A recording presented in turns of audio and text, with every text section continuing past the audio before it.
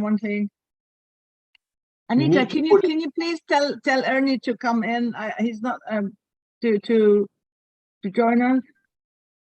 Yes. Thank you so much. So Rima, when you want, you can start. He's already on YouTube. Okay.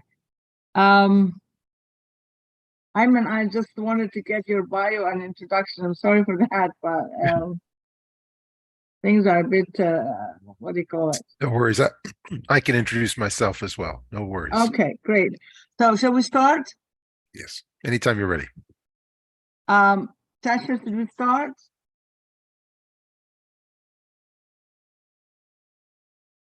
Just start, Rima. Rima, Okay. when you want, you can start. Now I can start now.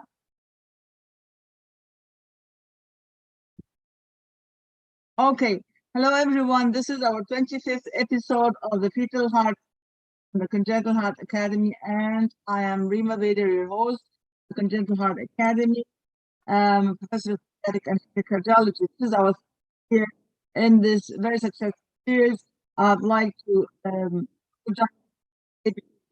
with the internet, and now we're ready to go. Have our first speaker, Dr. Ayman Shaban, and he's going to, I'm sure, he's a fetal maternal consultant, so he's a little bit not from the gang here, but we have a lot of fetal maternal specialists and consultants. Ayman, please start. Thank you And you very can much. introduce yourself as well. Sure. Sounds fantastic. Thank you so much, Rima, and thank you, everybody. It's a pleasure to see everyone. I'll just go ahead and share my screen here. Ayman, could you introduce yourself? Where do you work in Ola? Yes. Let me just get this queued up here. And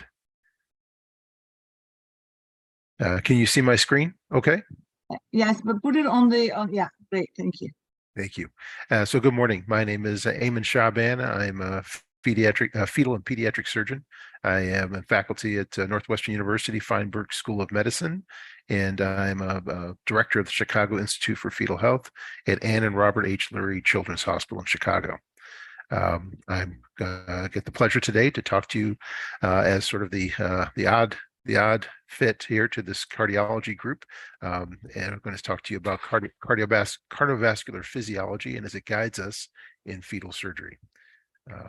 Just to disclose, I'm a fetal and pediatric surgeon and not a cardiologist, but I rely heavily and entirely on support of our fetal cardiologists for preoperative, postoperative, and of course intraoperative guidance for our care. So it's a very important topic to me, and I'll describe it to you as a surgeon. I've classified these diseases into three groups here just for simplicity. The diseases that I would consider high output or potential for high output cardiac failure, diseases such as sacrococcygeal teratoma and twin reversed arterial perfusion sequence, diseases for where there is a tamponade physiology and potential for low output cardiac failure, diseases such as CPAM, congenital high airway obstruction, or fetal chylothorax. And then the more complex diseases I'll leave for the end, and I'm sure the other panelists will discuss these as well in better detail. What I call fetal cardiomyopathy, complex heart disease that results from twin transfusion and even from selective fetal growth restriction. So sacrococcygeal teratoma is our first disease. It's a relatively rare disease occurring 1 in 40,000 live births. Has a more 1 to 4 male to female ratio, which is quite remarkable for sacrococcygeal teratoma. Other forms of teratoma are more balanced. It's very interesting. There is a high rate of associated anomalies with sacrococcygeal teratoma, including GU anomalies, the very peculiar and interesting disease of Currarino's triad and Currarino syndrome, and then CNS anomalies and musculoskeletal anomalies as well. Usually the karyotype is normal and a small fraction are malignant. These tumors are classified in a very simple anatomic classification system. The type 1s are mostly external. They sort of look like this. It's a large tumor, very highly vascular, completely outside the fetus attached to the coccyx. That's the type 1 tumors. Conversely, on the other end of the spectrum is the type 4 tumors, and the entire tumor is actually intra-abdominal or intrapelvic, more accurately. That's less common. And here you can see a fetus with a very large intra-abdominal tumor here.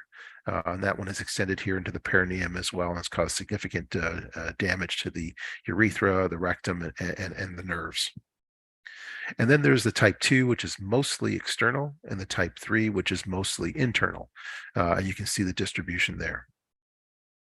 So this disease and prenatal pathophysiology can cause some significant problems, primarily due to high output cardiac failure. And here you can see an unfortunate fetus that didn't make it. You can see the high drops that exists here and this very large, highly vascular solid tumor. The reason for this is, well, just vascular anatomy and the way these tumors are vascularized. You can see on this Doppler image here, the sagittal image, you can see this not so large teratoma, but the very large vascular connection through the hypogastric artery that can predispose this tumor to vascular steal from the fetus, creating this high output cardiac failure. And as described to me by Jack Rychek many years ago, the fetal heart is different than the adult heart.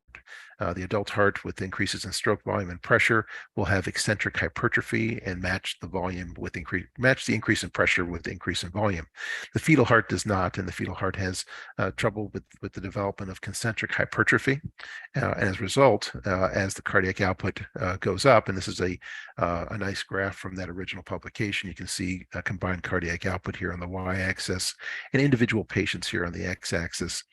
You see that as they reach roughly 600 mils per kilo per minute, the fetuses with adverse outcome, including death, goes up dramatically. So almost a linear predictive line here.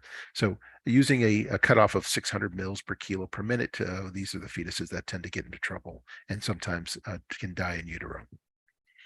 As we continue to follow them prenatally, we monitor them by ultrasound, looking for the more objective measures of polyhydramnios, high drops, and thickness of the placenta.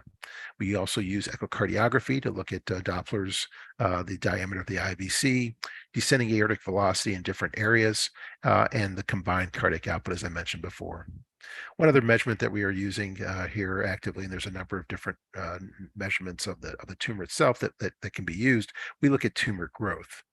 And tumor growth can be determined here on ultrasound very nicely. It's a measurement of the solid tumor in 3 perpendicular planes using the same ellipsoid equation that we use for CPAM, for example, using that equation and actually measuring the growth of the tumor. And if you look at tumors in these patients, these are fetuses with sacrococcygeal teratomas over time, fetuses that have developed adverse outcomes compared to those who did not develop an adverse outcome. You can see the growth rate here over time, and those with adverse outcomes had a much steeper growth rate compared to those who had a good outcome and a very flat growth rate. So using cutoffs as shown here for adverse outcomes and death, and you can see the receiver operator curves here, that the outcomes are very predictive using these measures, and use this tool regularly for patients as we sequentially do ultrasounds. And then you can see that described here in a little bit different graphical way. Patients with adverse outcomes have a higher rate of growth, as well as those that have death or high drops. So this is a relatively good measure as an adjunct to our echocardiographic measures. So the prenatal natural history of complications related to this disease can occur from the mass effect of the tumor, from the polyhydramnios, and from the vascular steal, each of these leading to their own complications and fetal as well as maternal morbidity and mortality. And that's the other real rub here, is that the mother can eventually get sick from these very large tumors that are highly vascularized. And this is not just a disease of the fetus, it can quickly become a disease of the mother. And obviously prematurity, preterm rupture of membranes, PPROM, and other things can also lead to complications of the mother. So this is our management algorithm, and I'll discuss it for typically the type 1s and 2s, the type 1 and 2 external, primarily external sacrococcygeal teratoma. These are the lesions that tend to get into trouble. A type 4 and type 3 that would develop high drops is quite rare, and they're individualized, but this is primarily for type 1s and type 2s. We typically perform weekly surveillance once there's diagnosis, and that includes echocardiography initially, and then a very streamlined echo to follow, looking at the combined cardiac outputs, ultrasound with Dopplers, tumor growth measurements, and a look at the mother, her vital signs, her weight, any signs that she may be developing maternal mirror syndrome. And so patients who, looking first at patients who do well, who look quite well, and the baby continues to grow well, mom's doing well, there's no signs of high output failure, those patients can go down a pathway that's relatively straightforward, and they can have a C-section typically at 37 weeks with close monitoring of the fetus, and we typically recommend a 37-week delivery for these patients. Alternatively, the other end of the spectrum, you have patients who have developed high output or signs of high output cardiac failure prior to 26 weeks. And these are patients that we will increase our surveillance in those patients from weekly to maybe 3 times a week or even more frequently, and probably administer betamethasone in preparation for the possibility of an early delivery or fetal surgery. If those patients get sick before 26 weeks, those are patients that are candidates for fetal surgery, and I'll describe that here in just a minute. And the operation that we do for fetal surgery for sacrococcygeal teratoma is not the same operation we do before birth. Before birth, the goal is to remove the tumor and remove the coccyx and do essentially an unblock resection of the tumor as a cancer operation. Here, before birth, the goal is control of the physiology. And so it's a very streamlined external operation to remove the bulk of the tumor. And you can see it here on a fetus that's been exposed through the hysterotomy in the uterus. The fetus is exposed, the feet are out, the head is inside, the tumor is on the backside. You can see it here, very vascular tumor. And simply the goal there is to just remove the bulk of the tumor, usually by minimal dissection and then firing a stapler or some device to control the tumor, leaving the coccyx and the resection of the coccyx to a later date after the baby is born. And then the baby is put back inside and allowed to continue during gestation. That's the fetal operation for sacrococcygeal teratoma. It's quite rare that we do these operations. More often, these fetuses tend to get into trouble between 26 and 30 weeks of gestation if they're going to get into trouble. And those are the fetuses that we will increase our surveillance, perform NSTs and biophysical profiles, keep a close eye on the mother for the development of maternal mirror syndrome. And those are the fetuses that we will push towards an early delivery, typically a surgical delivery. And here's an example of a fetus. This is one of the youngest ones that we've delivered. This when we delivered at 27 weeks. You can see a very large, solid tumor, highly vascularized, and you can see the necrosis on the surface from the fetus, from the tumor outgrowing and outstripping the blood supply that exists. You can see how the fetus is very hydropic. And here's a different angle here. You can see appreciate the hydrops, the skin edema quite well here. You can see this very large tumor. This baby was delivered at 27 weeks when the mother developed maternal mirror syndrome, and we ended up delivering the baby, resecting the tumor in the first 24 hours. Really, the key to a safe operation here is blood transfusion and good access. This baby did quite well, and I still get birthday cards and Christmas cards from this family here on a regular basis. So as we continue to innovate in this space here, it's important to know that these babies have a significant risk for preterm delivery and even in utero demise. And so innovation and creativity in our care is definitely needed. There's a high rate of adverse outcomes, and those adverse outcomes can be predicted by the echo, by the Dopplers, and by the growth of the lesion. The options for treatment include include an early delivery or a fetal surgical debulking, and those early deliveries can be either a cesarean delivery, a procedure on placental support, or even an exit procedure, depending on the particular case. Future strategies for care include efforts to embolize these tumors, perhaps needle-guided thromboembolization of the arteries, and potentially non-invasive treatments such as HIFU. All these treatments have been explored in the past, but they require a lot more study before we can make them conventional options. Moving on, just a quick overview of some of the diseases that cause low cardiac output or low output cardiac failure, and through a tamponade type physiology. CPAM is a great demonstration of that. It's a disease that can cause problems with high drops and lung hypoplasia, and perinatally can cause trouble with air trapping. Long term, we always remove these nowadays here because of the risk of infection and potentially a small risk for carcinogenesis. The diagnosis is relatively straightforward. Before birth, you can see a very large echogenic lesion, very frequently with a large dominant macrocyst or just microcystic. We use the CAM volume measurements and the CAM volume ratio to follow this over time. And it's simply just the perpendicular measurements X, Y, and Z of the lesion. Here, using that ellipsoid equation, length times width times height times 0.52, dividing it by the head circumference allows you to have the CAM volume ratio, which has provided a good predictive measure for the development of high drops. We use a measurement of 1.5 or 1.6 as a threshold for concern for these patients, and sort of accelerating or entering a different pathway for their care. So yeah, the treatment for CPAM has evolved a great deal in the last 20 years. We very frequently in the 1990s would end up considering these patients for fetal operations. That is essentially all but gone. The treatments have evolved to delivery of maternal beta-methasone for fetuses with a high CVR, or for the development of high drops in either situation, and that has been almost always successful. So for the majority of these diseases with microcystic CPAMs that are growing aggressively, we do not end up going down a pathway for fetal intervention, except in very rare circumstances. More often, the diseases that we are treating nowadays are those with macrocystic lesions or lesions that are very large at delivery that may require an exit procedure. I was just going to briefly show you kind of what we do for the ones with a very large cyst, because those can be treated quite well as an adjunct to the steroids. And we use the placement of a number of stents, either through just a direct aspiration or aspiration with placement of a stent that goes from the cyst to the amniotic cavity, so-called thoracoamniotic shunt. These are the shunts that we've used in the past here.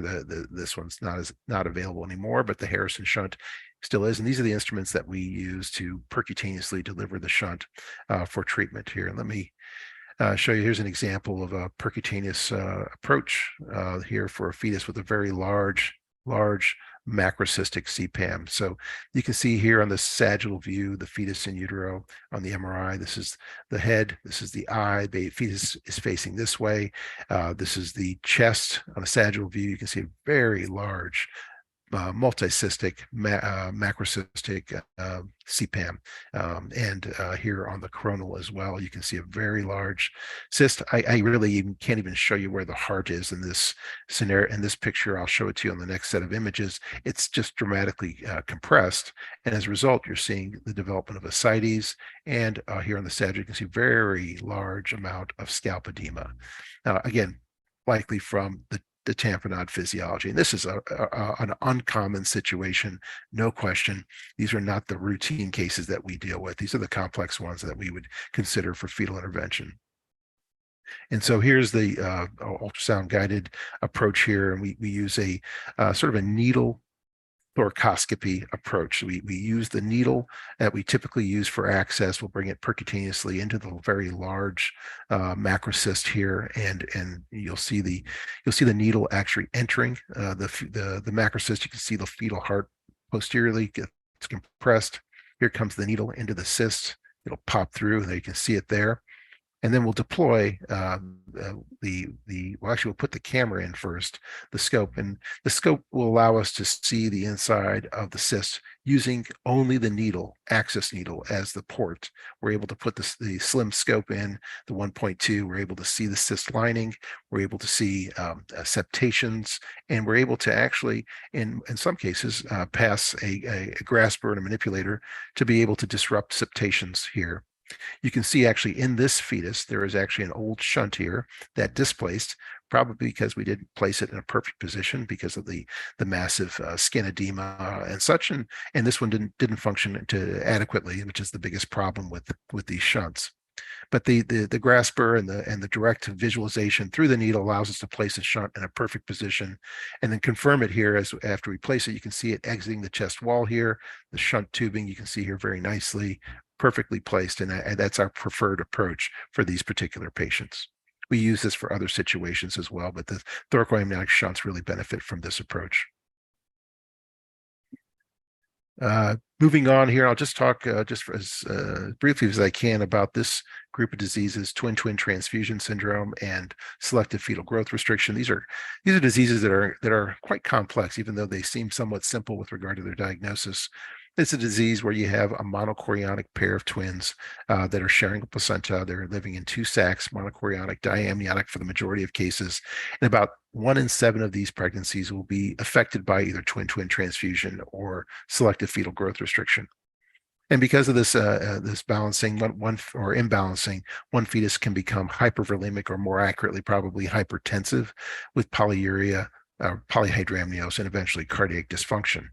The other fetus, on the other hand, is hypovolemic or hypotensive, has oliguria, oligohydramnios, and eventually develop growth restriction. Both fetuses are at risk for in utero loss. A disease primarily of the second trimester, and the earlier gestational presentations are obviously more severe. In the past, and we don't do this anymore, the untreated cases had a very high rate of mortality and preterm delivery, either in utero demise or neonatal demise from the prematurity. And the surviving babies, unfortunately, would have a high rate of neurologic deficits.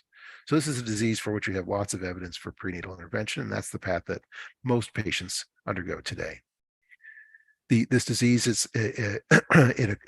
occurs because of anastomoses, arterial venous anastomoses. You imagine the placenta as a flat disc, and the recipient and donor cord insertions, and these sort of regions of the placenta that are sort of assigned to one fetus or the other. There is an equator that we will define, not necessarily following the intertwin membrane, but the vascular equator, for which there are vessels and artery that, rather than being paired with a vein for the same baby, an artery that may cross over to the other side and be paired with the vein from the other baby.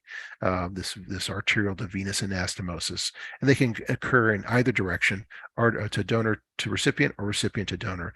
These high pressure to low pressure conduits are the cause of the imbalance, and primarily in a donor to recipient direction.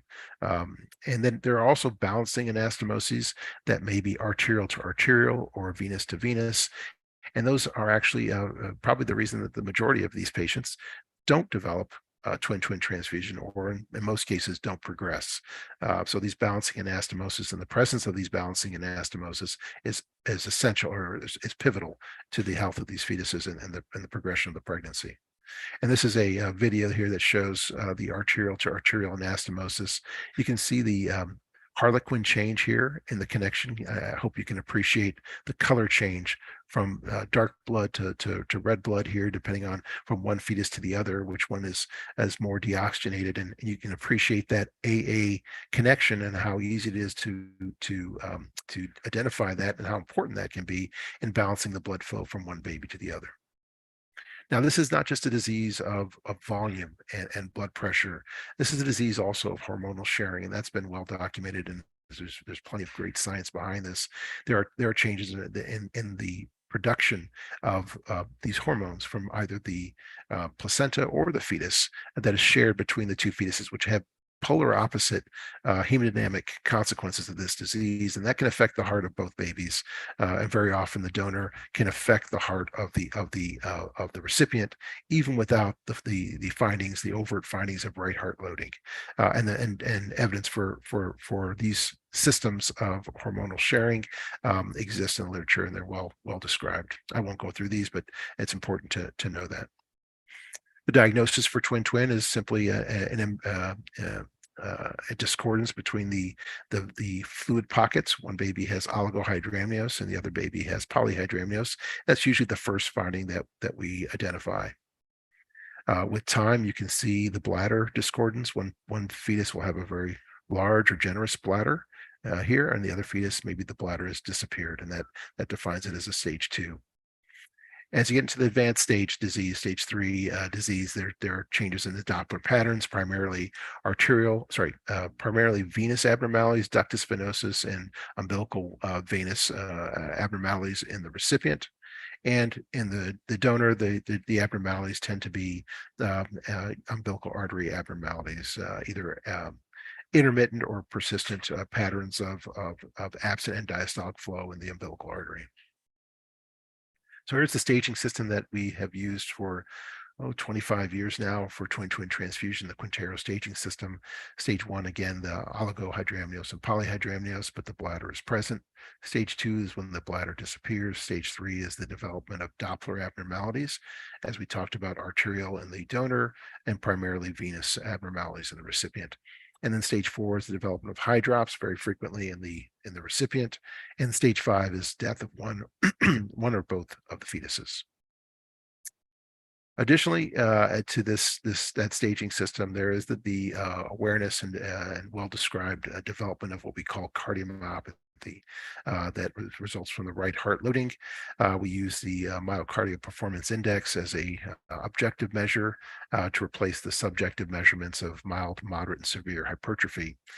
These MPI measures here, according to the Cincinnati staging criteria, stage these or upstage these patients as either stage 3A, 3B, or 3C, even if the Quintero staging criteria does not meet the criteria for stage 3. So this is our algorithm for treatment for patients with twin transfusion. I'm sorry, it's a little bit of a busy slide, but we pretty much recommend laser surgery for all patients with stage 2 and above twin transfusion, including patients with cardiomyopathy. For stage 1 patients, the primary Ayman, could you kindly speak up a little bit? Sorry. Yes. For stage 1 disease, our primary approach is expectant management. In most patients, we'll continue to observe, but some of those patients will develop bad cardiomyopathy or develop polyhydramnios at an early gestational age with cervical shortening, or those patients perhaps have poor access to care. They're not able to come for their scheduled follow-ups. These are the patients that we would consider for intervention in stage 1 disease, but primarily it's for stage 2 through 4 disease. The operation is typically done under a local anesthetic through percutaneous approach. We use a 3mm fetoscope, 600 micron laser fiber, and try to identify an avascular site for entry into the sac of the larger fetus. And through placement of this scope here with the mother under some sedation as well as local anesthetic, we're able to visualize the placenta and the anastomosis on the placenta that may be causing the disease. Then we place the 600 micron laser fiber here, and we'll just coagulate the connecting anastomoses. Here's a video of that procedure here. You can see this is about 17 or 18 week gestation. You can see the recipient fetus here. Here's an anastomosis here in the placenta. You can see the harlequin change. It's an arterial to arterial anastomosis. And you'll see here some arterial to venous anastomosis. Here's the arterial connection side, and here's the venous side. You can see the ectasia in the vein. This is a connection here, a causative lesion. And in just a second here, we'll bring the laser in and we will coagulate these very small vessels. And you can see the laser and very precisely, and even the larger vessels here, you'll see how accurate the laser can be and effectively coagulating these blood vessels. It's a larger connection.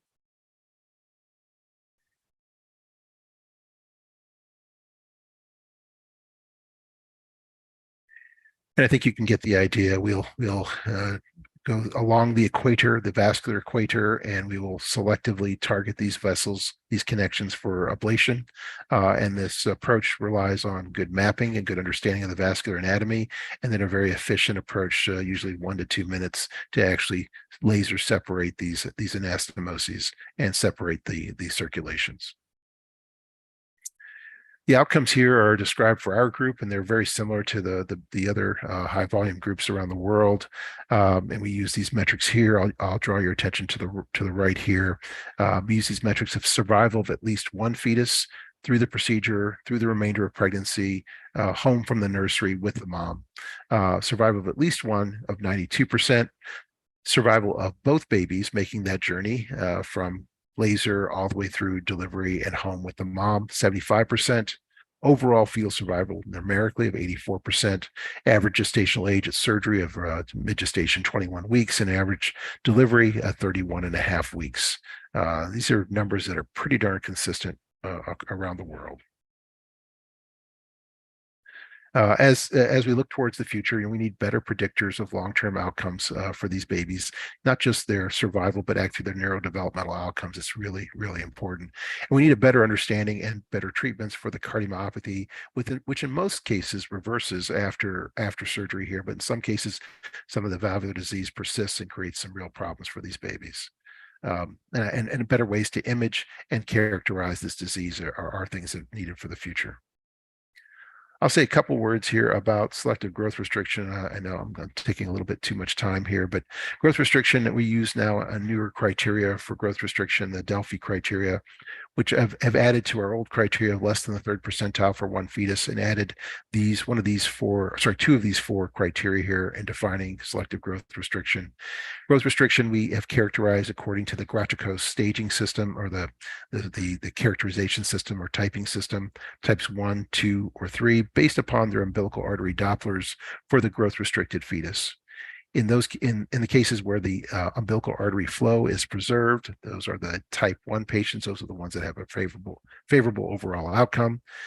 Conversely, the patients with a persistent, absent, or reversed end diastolic velocity, those patients are the type 2. They don't do as well. And obviously type 3 is the intermittent type that can sometimes have preserved flow and sometimes do not. And those ones do better than the type 2s, but they have a lot of prematurity as well. This is a graph looking at gestational age at birth, comparing the type 1s, 2s, and 3s. You can see the gestational age here in numerous studies here is much better for type 1s than it is for the type 2s and type 3s, which prematurity is a problem. Similarly, looking at mortality, the diagnosis of a type 2 has a very high predictive value for developing at least loss of one, if not both fetuses, and the loss of fluid, oligohydramnios in that growth restricted twin is another predictor of a very bad outcome. By and large, we observe and manage these patients expectantly. Occasionally, in the type 2s, there's a decision made to provide some degree of protection of one fetus from the other. Rami Chmate has probably described the largest number of patients for which they have done dichorionization of the placenta. He describes the type 2A and type 2B based upon these findings here, the MCA and an abnormal ductus. And using these two criteria as type 2 and type 2B, he's retrospectively looked at his series of these type 2 patients for which he's operated on, using a laser photocoagulation approach as opposed to a selective reduction. And I'll just draw your attention here just very quickly to look at the outcomes here for the type 2As and the type 2Bs. As you can see, the type 2Bs, the survival of the growth restricted twin is essentially 0, whereas the type 2As have a relatively surprisingly high rate of survival for the growth restricted twin.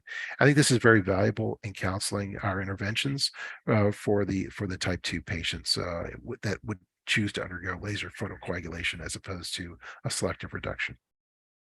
And that laser photocoagulation is different for twin compared to selective growth restriction.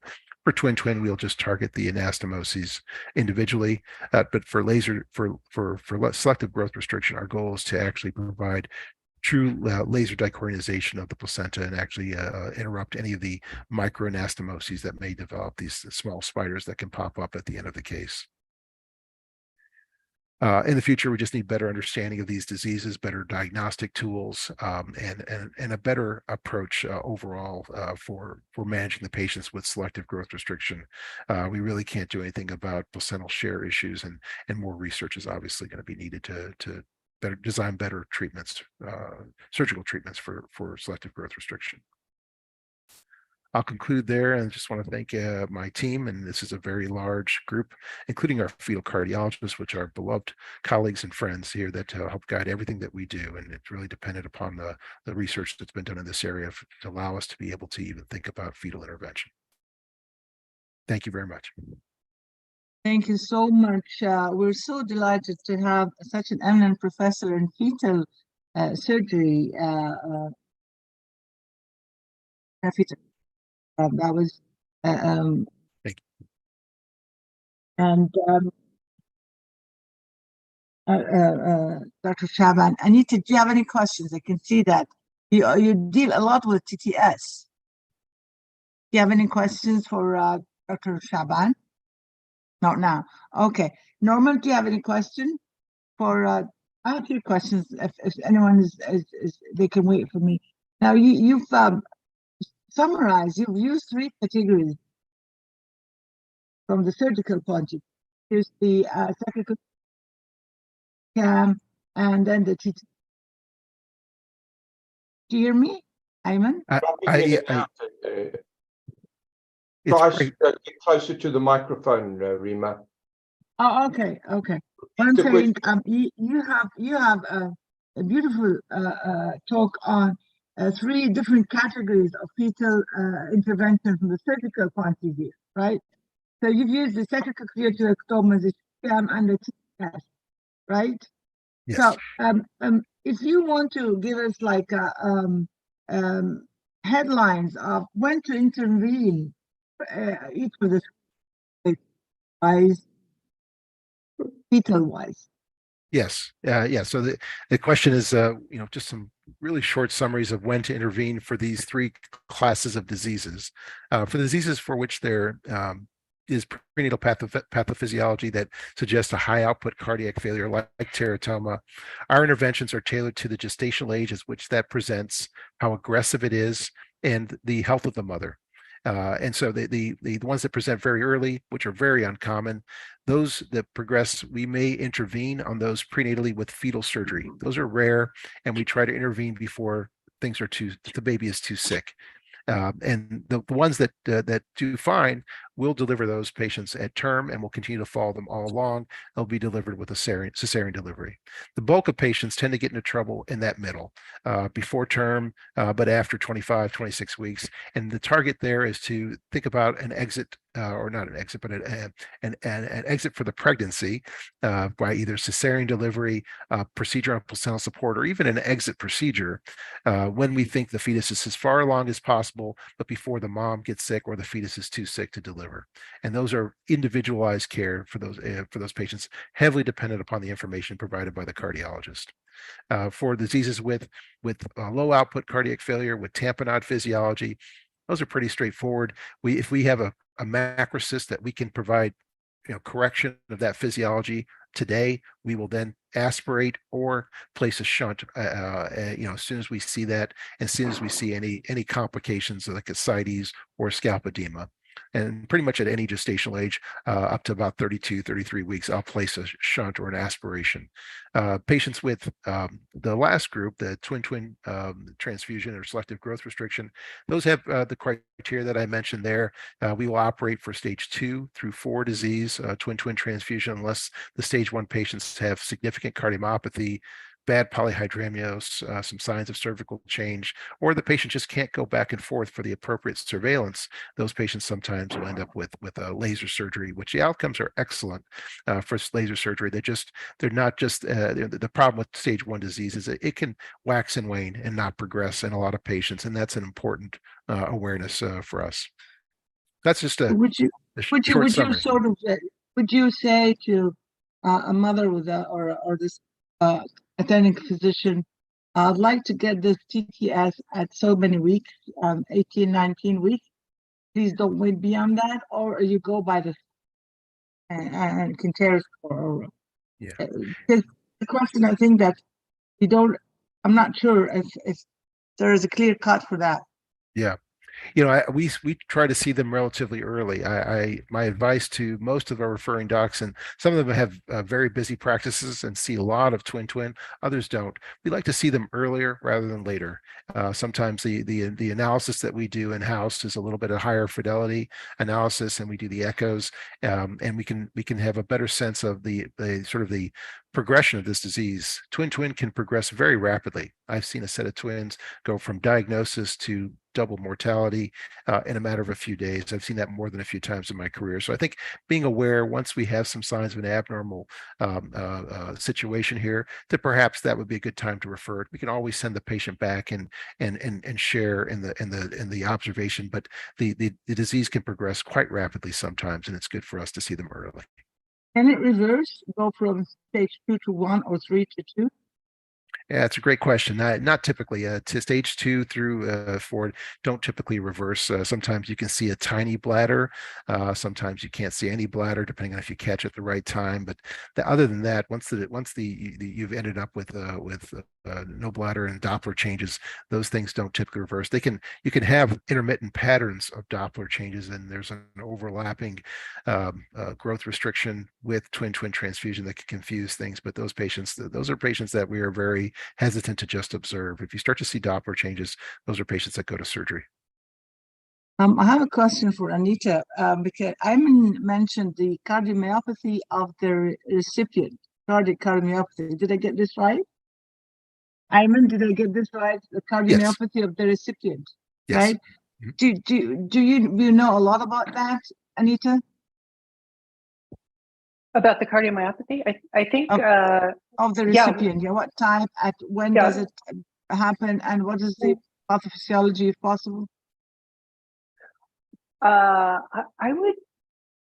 mean, it's a hypervolemic hypertensive cardiomyopathy that's really unique in nature, and I think unique in mammals. I don't know of any others that do this, but I mean, Armin and I could probably talk about twin transfusion for the entire hour and a half. So maybe we should save the rest of that for another session. Okay, we can do that. All right, and I think let's have any questions. When do you advise delivery in successfully treated TTS? Anita said 34 to 36 weeks, so it's already answered. Yeah, I think that's a good guideline for sure.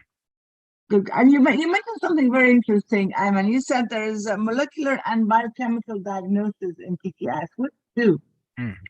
Yeah, there's a lot of there's a whole body of literature looking at biochemical analysis of the amniotic fluid that can augment, hopefully, can augment what we understand from our physiologic measurements by echo and ultrasound. And I think that is the future for this disease, trying to identify biochemical markers of disease that can help us to understand patients that would be better off with surgery, patients that are likely to progress even at an early stage, and perhaps identify fetuses that may not have as good an outcome, that we can better characterize the disease beyond what we do today, mostly for future discovery. Have a panel ready, or just I'm sorry? Do we have a panel ready for or just research? We use a Luminix panel in our research here. It's got about 50 cytokines that we use. It's not commercially available or clinically available. It's commercially available for the analysis, and it's a really interesting area for discovery. Thank you so much. Thank you. We'll move to our next speaker. And Anita is a friend of the series. She presented on the shared. Anita. We're losing you, Rima. Sorry? We can't hear you. Oh, what's going on? Okay. All right. Is it better? I have to look at my mic. That's what's right. going on That's with my mic? much better. So, our next video is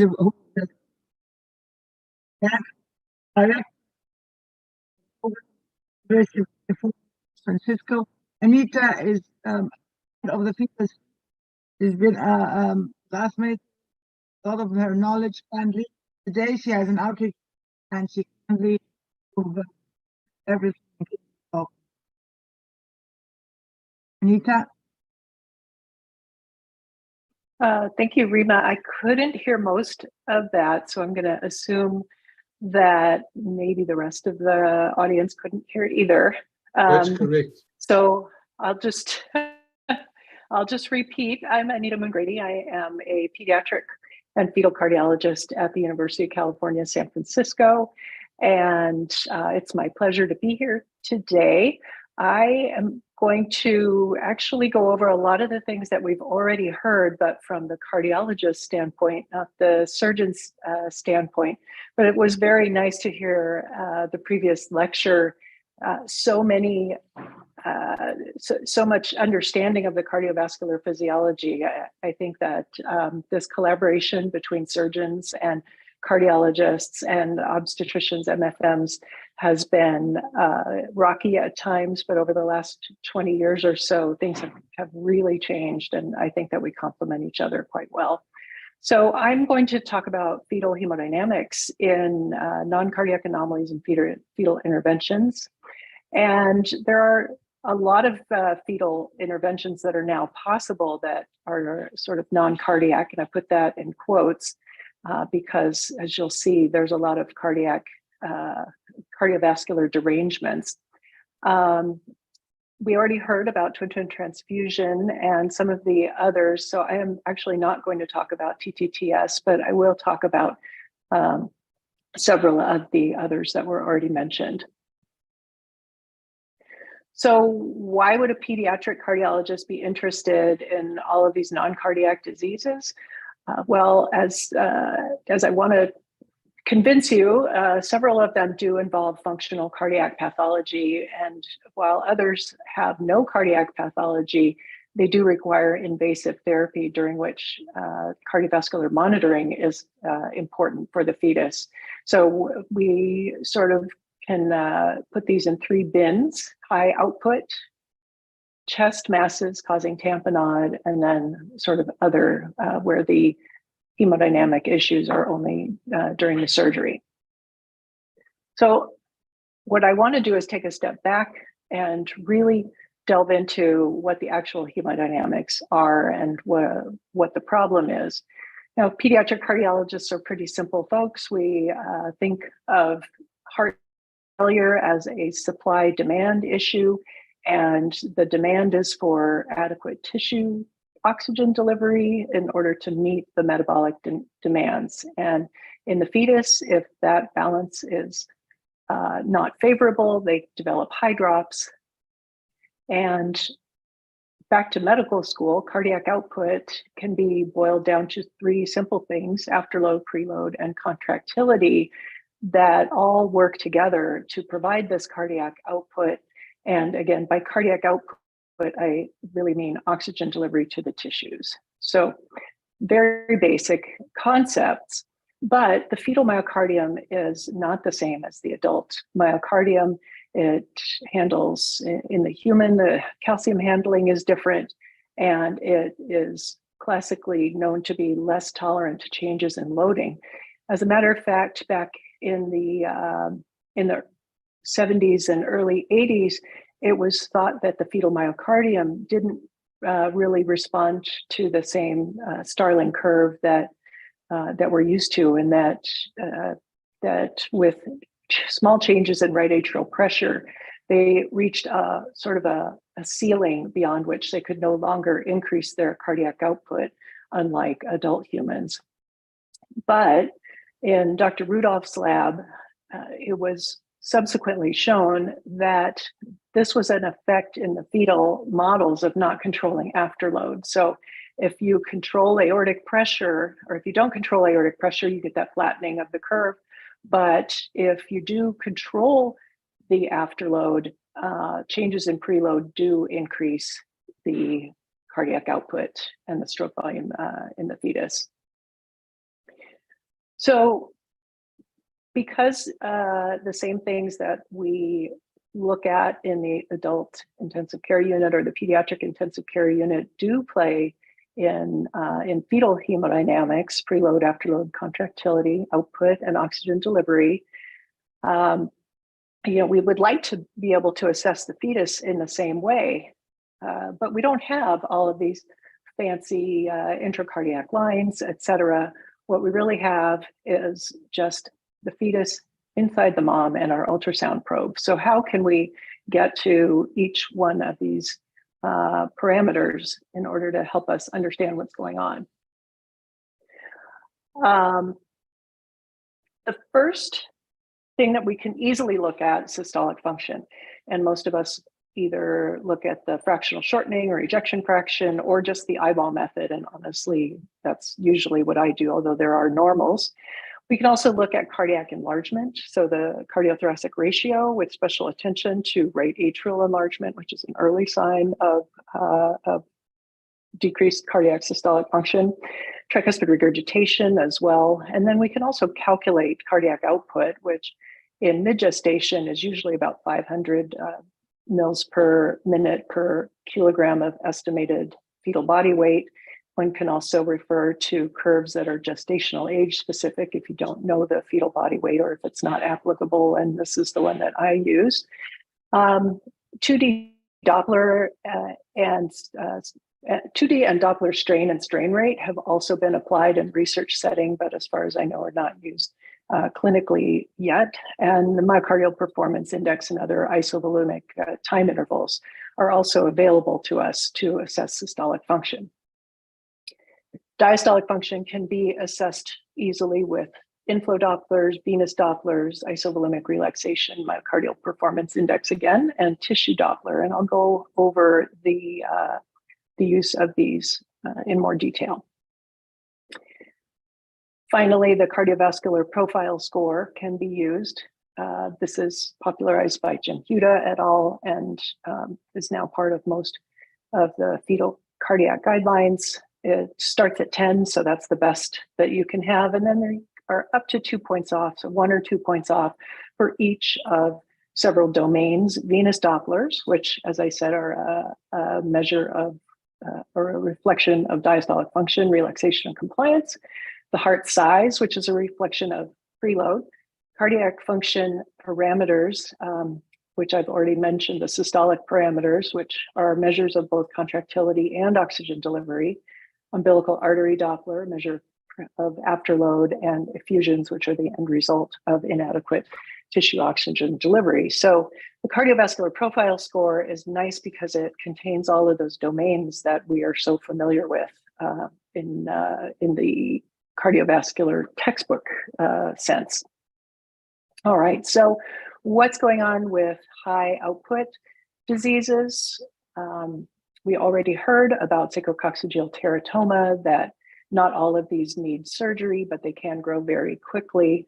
The interventions that are available include just early delivery and early surgery, or open fetal surgery, or potentially fetal intervention that's less invasive.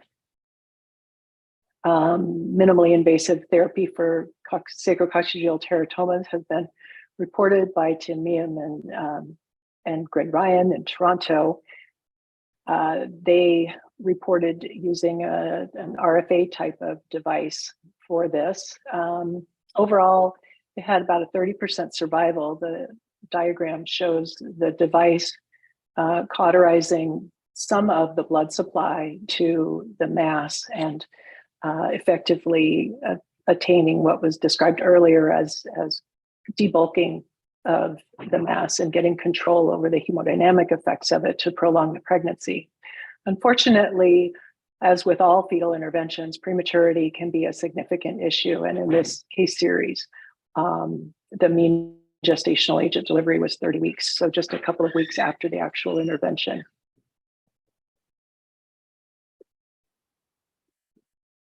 This is one of my pictures of a small sacrococcygeal teratoma. The fetus and the mass are labeled here. And these masses can double in a matter of a week. So very aggressive tumors. They're not usually malignant in fetal life, but they can become malignant. So they do need to be completely resected once they've been debulked in fetal life. But the debulking at least can reverse the hydrops and has been extensively studied. We've also had the opportunity at UCSF to do the open fetal surgery on these masses, but this led to an early paper by Norman Silverman, who's with us today, and the group at the Fetal Treatment Center at UCSF, having a fair number of patients referred to us for surgery who either did or didn't have surgery, and allowed them to publish sort of cutoff for when the combined cardiac output put the babies or the fetuses into high output failure. It seemed to be about twice the average. As I said, the average normal cardiac output in mid-gestation is about 500 cc's per kilo. So it has to get pretty high in order to actually cause high drops. But we wanted to look at this group of patients in a little bit more detail, and look at some of the cardiac changes before the babies got hydropic. But we didn't quite have enough patients with just the sacrococcygeal teratomas. And so I also want to just briefly go over a similar cardiovascular pathology that is twin reverse arterial perfusion.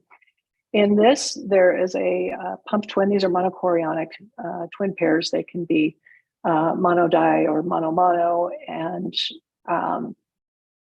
it's unknown what exactly the early event is, but what we see in mid-gestation is a mass that is being perfused by the normal twin.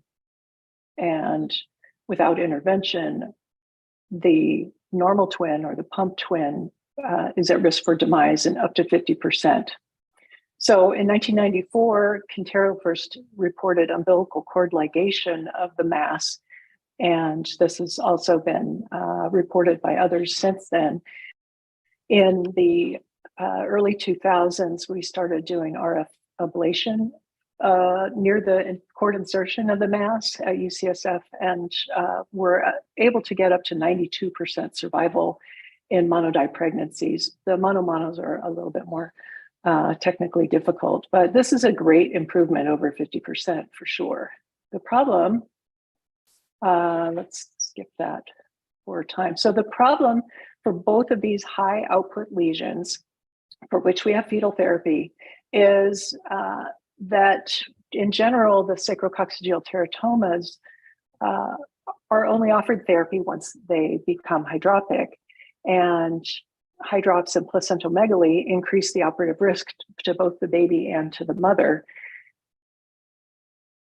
The trap pregnancies, therapy is offered if the mass is greater than 50% of the normal twin, but only 50% of them will die. And so if you have a demise of the pump twin, you really want to know that the twin needed that intervention in the first place, because half of them will do just fine even without intervention. So it's a dilemma. You really need to select patients that need therapy because the risks are still so high. And so at UCSF, since we see a high volume of both of these lesions, this allowed us to look retrospectively at a natural history cohort. We did this a few years ago. One of my fellows, Francesca Byrne, was the first author. And in this paper, we reported cardiac findings on echo in 19 fetuses with known outcomes and with no fetal intervention. So this is truly a natural history series. And we found that in the group with poor outcomes, shown in black, the combined ventricular output was elevated, while those with good outcome had a normal output. And this wasn't the massive elevation that Dr. Silverman reported, but just mild elevation in cardiac output, getting worse with time. We were further able to demonstrate that more subtle findings were present in those who did poorly, and these findings were absent in those who did well, specifically combined output, cardiothoracic ratio, cardiovascular profile score, and aortic or mitral valve size, as well as presence or absence of AV valve regurgitation. So our overall findings included this information that is useful in risk stratification if all of these findings are negative, that is, if they're all normal. None of those fetuses had a bad outcome. No fetuses with good outcomes exhibited any of those findings. Now, some of the fetuses with findings had a bad outcome, but this at least tells us who doesn't need surgery. And so we've added this now to our counseling and risk stratification at UCSF and I think at other places as well. So not waiting until the pump twin is frankly hydropic, not waiting until the SCT has made the baby and the mom sick if there's placentamegaly, but actually tailoring the approach. So as you can see, echo is helpful in high output lesions. I'm going to switch gears now to talk about lesions that can also be associated with development of hydrops, but with different effects on the hemodynamics. These lesions, including CPAM, pericardial teratoma, congenital high airway obstruction or chaos, and diaphragmatic hernia, can cause increased intrathoracic pressure and can cause hydrops given enough time. This is one of my examples of larger CPAM. They used to be called CCAM, and we've already heard that there are several types of these. This is a microcystic CPAM shown here. So it's really displacing the heart and making less room for the heart. They can also be macrocystic, shown here. I'm going to label the heart because it's really displaced and very much compressed by this large mixed CPAM. And they can lead to fairly dramatic findings as we see here with ascites and hydrops of this fetus, despite fairly normal looking umbilical venous Doppler. Despite the alarming appearance of these lesions, though, we found that the vast majority seem to respond to maternal steroid administration, and it's just the usual 2 doses of betamethasone that's used for lung maturity. It can really shrink the tumors down, more so the microcystic than the macrocystic. So that's usually our first line, steroids, regardless of whether there's hydrops. So resection is really safe for those who are not steroid responders. Echocardiographically, this study from the Children's Hospital of Philadelphia showed that small heart size, a cardiothoracic ratio in the teens, and characteristic Doppler findings, including altered E to A ratio. I'll just blow that up. Altered E to A ratio suggesting tamponade, so EA reversal, and the shortening of the inflow Dopplers were associated with hydrops. Again, not the ductus venosus Doppler for some reason, but that's still normal. But a further study from our group that I'm not going to show also demonstrated that small heart size and decreased cardiac output were associated with development of hydrops in patients with CPAM. So the ones with small CTR and evidence of tamponade on the inflow Dopplers are the ones that we're really worried about. And this lesion was modeled early on in the sheep lab. This was work by Mike Harrison's group at UCSF. And in this study, 6 sheep had an inflatable tissue expander placed in the chest. And they used this to induce hydropic changes at a certain measured intrathoracic pressure by inflating the tissue expander. Once the tissue expander was released, as you can see, the hydrops resolves quite quickly. And so this is sort of an experimental model for this increased intrathoracic pressure causing hydrops, and was evidence for, or supporting evidence for surgical resection until we realized that most could be treated with steroids. Pericardial teratoma also, I think, was mentioned earlier. This is a rare lesion, but it's also one that's been shown in some centers to benefit from fetal therapy, either through drainage of the pericardial effusion or open resection of the tumor. These have a very characteristic inhomogeneous appearance, and they appear to arise from the base of the heart, usually near the right atrial, right ventricular junction, the AV groove near with a vascular pedicle near the proximal ascending aorta. And these also usually have normal ductus venosus Doppler. So the assessment of whether or not the baby is starting to get into trouble does require a little bit of finesse. This is an example of a postmortem and the extreme degree of cardiac compression that can arise from this fast-growing tumor. Fetal therapy for large pericardial teratomas has been reviewed. And as I said, pericardiocentesis is one potential therapy to at least remove the pericardial fluid, though that doesn't stop the growth of the tumor, but can prolong the pregnancy a little bit and resolve the hydrops, at least temporarily, because you are somewhat decreasing the intrathoracic pressure. But open therapy is sort of more reserved for very experienced programs. This is a patient who was referred to us, not hydropic when they got on the airplane from, I think, Florida, but floridly hydropic when we saw her a few days later with scalp edema and still normal ductus venosus Doppler, interestingly enough. So what kind of assessment can we do to predict this development of hydrops before it happens? This is a paper from Jack Reichick's group in the Children's Hospital of Philadelphia and their experience with the lesion. And in this paper, they described 6 fetuses with pericardial teratoma, including 1 fetal resection and 1 delivery for immediate resection. In all of these cases, rapid growth of the tumor and pericardial effusion correlated with a rapid decline in combined ventricular output, as shown here in red, showing us quite well the usefulness of echocardiography in monitoring and risk stratifying these patients for possible early intervention. So if there's no hydrops, but the combined ventricular output is getting into the 200s in mils per kilo per minute, you know you're going to develop hydrops soon. And those would be the ideal patients to do an open resection prior to the development of frank hydrops. Just a few words on congenital diaphragmatic hernia,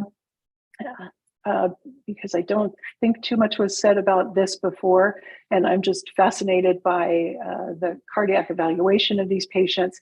So diaphragmatic hernia can be right, left, or bilateral. Most of them are via the foramen of Bochdalek, and left is more common than right, though we do see a fair number of rights. And the differential diagnosis is shown there, but this is a pretty easy diagnosis to make.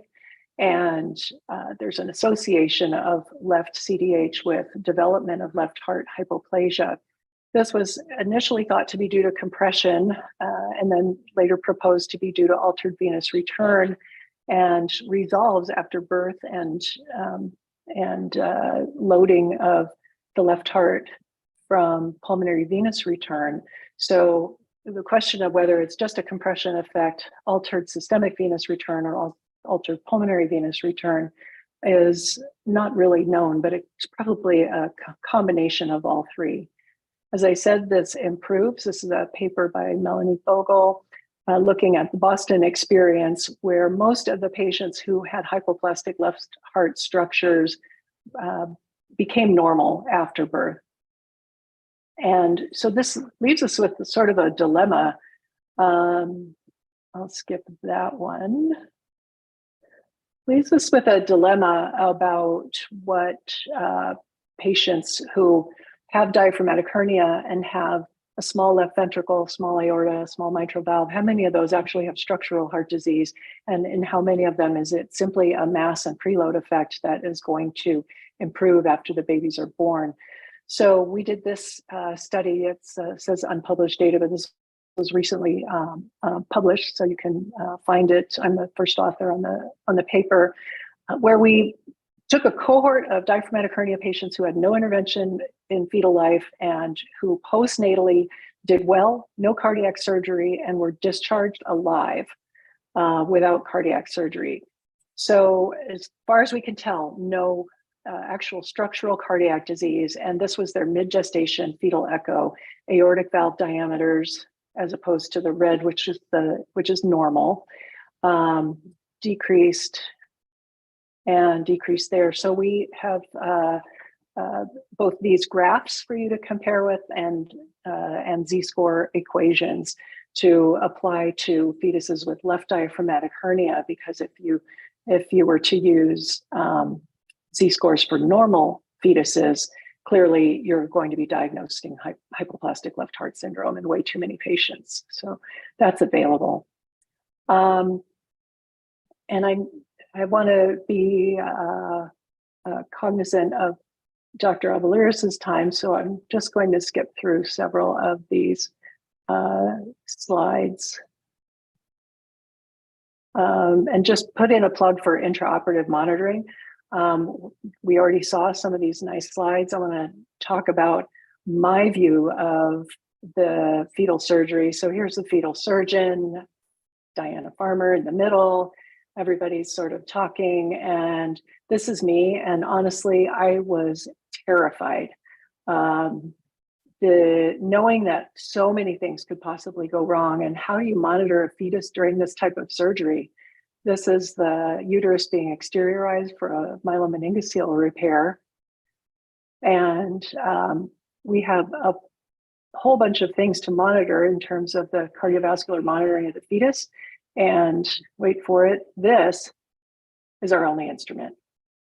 So come back to preload, afterload contractility and think about what are the events happening to the fetus during surgery that could potentially be affected by this? Well, there's, first of all, the anesthetic. Anesthesia at high MAC is cardiotoxic, and over time produces a decrease in cardiac output, both in the mother and also turns out in the fetus.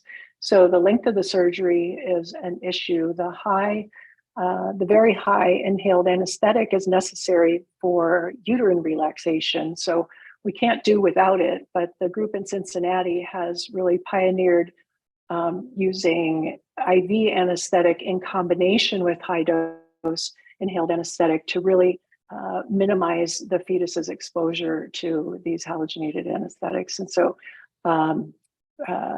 great work there, trying to minimize the time before the actual hysterotomy that the fetus is exposed, and that seems to result in fewer events intraoperatively. Cord compression is clearly a preload issue, hypovolemia from fetal bleeding, and then just the maternal hemodynamics and maternal placental perfusion are also issues.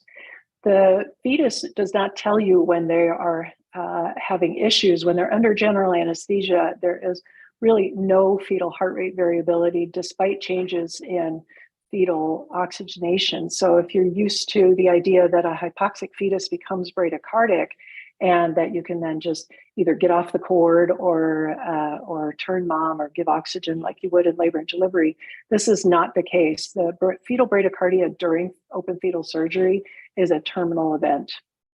And this was shown by Francois Luc in this lamb model many, many years ago, showing that despite knowing that the oximetry was going down in these fetal lambs, the heart rate stayed pegged the same until very late in the game. This is a way to monitor for cord compression, looking at the ductus venosus. And then there's the maternal hemodynamics. Mom is under either spinal or general anesthesia, which causes maternal hypotension and decreased uteroplacental blood flow across the board. The maternal fetal anesthesiologists usually use ephedrine and phenylephrine in combination to improve the maternal blood pressure, but these drugs in turn can cause acidosis in the fetus, and so they need to be used carefully. The magnesium sulfate given for tocolysis may decrease maternal blood pressure and fetal blood pressure, although we don't really know the direct effect on the fetus. And so what we see and what we monitor is afterload and looking at a normal umbilical artery Doppler, somewhat abnormal UA Doppler, and reversal of flow as being really abnormal. And this is probably a combined effect of both maternal placental perfusion and fetal cardiac output. But it's kind of a chicken and an egg, because if the resistance goes up, that's bad for the fetal output. You're increasing afterload too much. If the output goes down, then you also see this effect. So this happens in all of the open fetal surgeries that we do, that we start to see changes in the UA Doppler. The issue is how much is too much.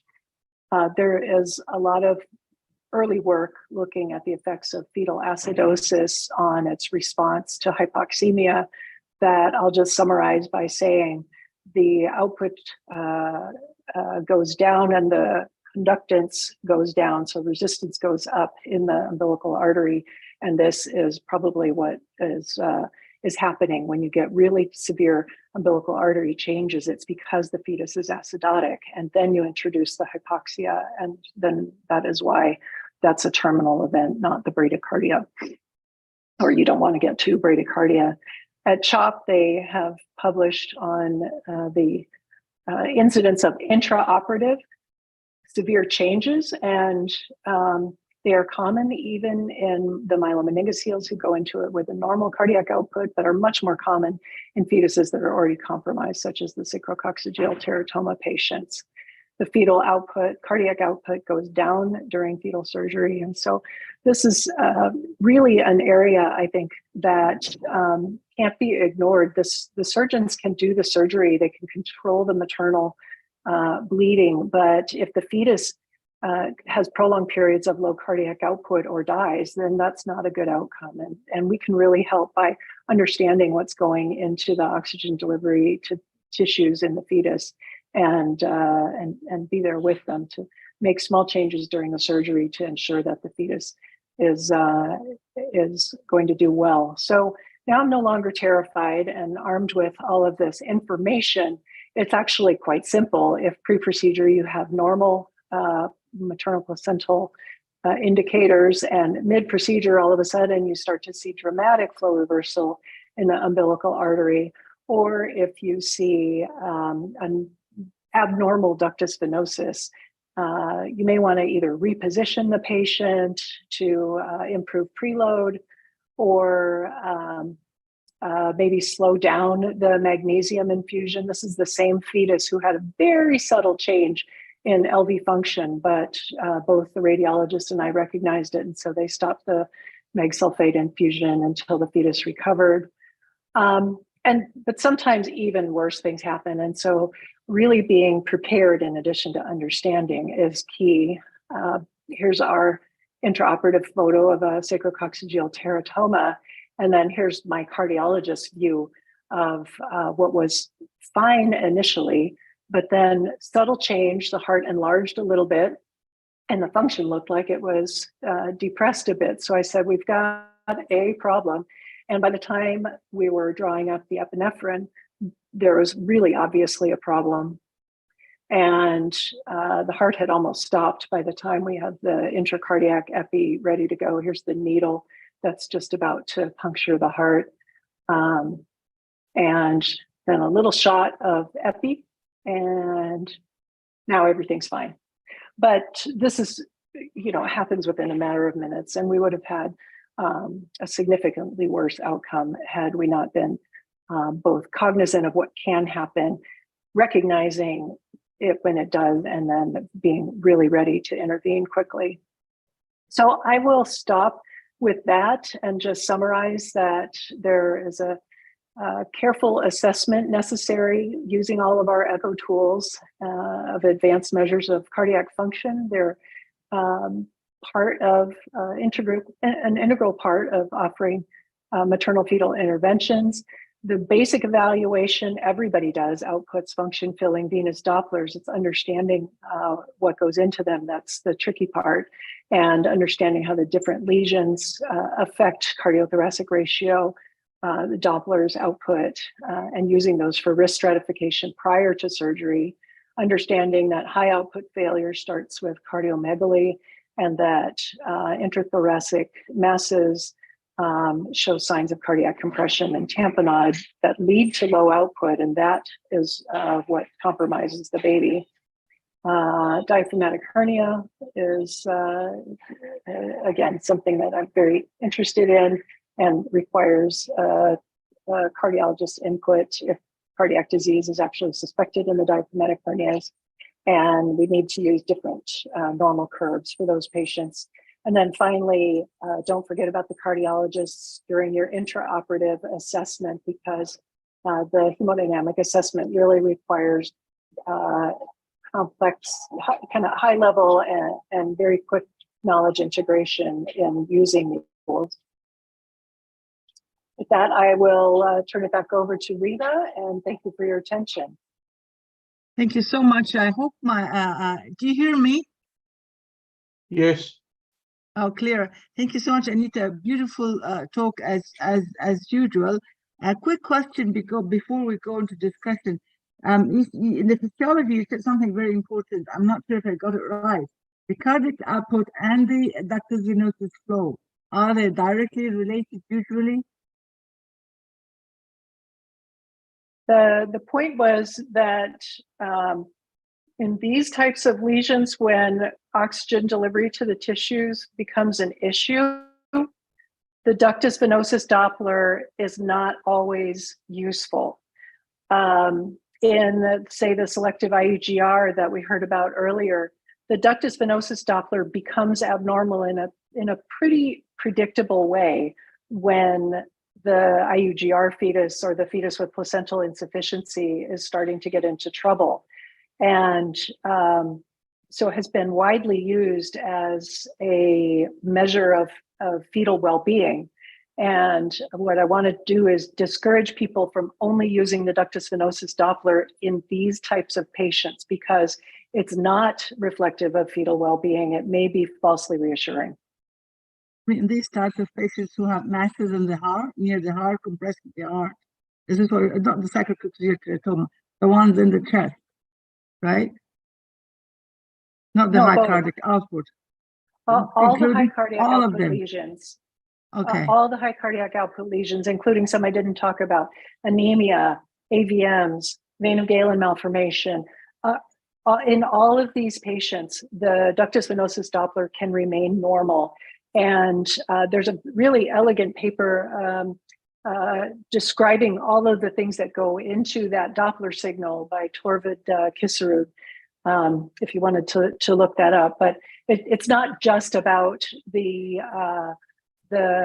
venous pressure. It's about the acid-base status of the fetus. It's about the total amount of flow going through the vessel. It's about the change in vessel diameter at the ductus venosus, and whether, how much wave reflections there are, and then the adrenergic state of the fetus, and the strength of the atrial contraction, the size of the atrium, and the reservoir potential of the atrium. These all play into this Doppler signal. Also, oxygen. How much oxygen? Acidosis. Yeah, acidosis. Acidosis can actually relax the ductus venosus, and that may accentuate the wave reflection backwards. So accentuate the A wave reversal. So practically, we are assessing the heart failure in the fetus, and I want to assess central pressure. I will not look at ductus venosus alone in patients. I will have to put on one parameter, right? Which is usually the case in medicine. Take one parameter, right? I can't quite hear you, but I'll just reiterate that we should still more than one look at parameter. The ductus venosus. Yes, yes, but you have to look at it in the context of the other hemodynamic information that you have. Arnie, I can see that you want to comment. Yeah, Anita, in those patients with decreased lung volume, markedly increased cardiac volume, say diaphragmatic hernia, CPAM, CPAM, and even Epstein anomaly, at what point do you tell OB, I want this mother to be delivered at this particular gestational age, and by C-section versus vaginal delivery? So for lung compression, as late as possible, because the last thing that you want is hypoplastic immature lungs. If we do have to deliver early because of the baby developing hydrops, then we would give betamethasone for lung maturity. But the effect of this compression on lung growth is completely different in diaphragmatic hernia, which is probably a field defect, but is also a very early compression, versus the CPAM, CCAM patients, where the mass really has its period of rapid growth after 20 weeks or so. So the lungs have already developed and they're just compressed. So there's no ongoing worsening lung hypoplasia. So I would just say, as with pretty much every maternal fetal discussion, that deliver them as late as you possibly can, prolong that pregnancy as long as you possibly can. You can use the cardiovascular C-section versus score. vaginal. Oh, C-section Sorry. versus vaginal, always at our center, because our maternal hospital and our intensive care nursery are integrated. We have the luxury of saying vaginal delivery always. But other places, I understand, would recommend C-section. Would you use the score as part of when to deliver and how to deliver as a cardiovascular? We do not use the score per se. We do report it in a lot of our research because it's a common language. But no, not. We may use the score. Say occasionally we'll start digoxin or digoxin steroids for some patients who are starting to teeter at a score of about 6, and then sometimes that'll improve them a little bit. So we sometimes use it for that, but no. If the fetus is starting to get obviously hydropic, they'll usually deliver without us having to produce an actual score.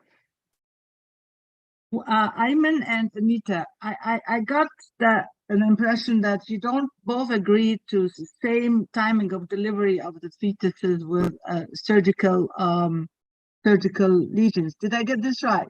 Because like Anita was saying, I will not wait until they're hydropic. I'll deliver, and I have my own consensus. We have our own numbers. Ayman, do you agree to that, or what is your institute in Chicago and sorry, yes. So can I just correct you, Rima? Can I just correct that? I meant to say we would do fetal surgery before they become hydropic. I would never recommend delivering someone before they're hydropic. That was not my intention. No, I meant the surgery. Surgery, okay. Yeah, I meant prevention. Yeah. Sure. Yes, Ayman. The decision for fetal surgery is a significant one, and it affects the health of the mother dramatically, reproductively, for the current pregnancy and for future pregnancies.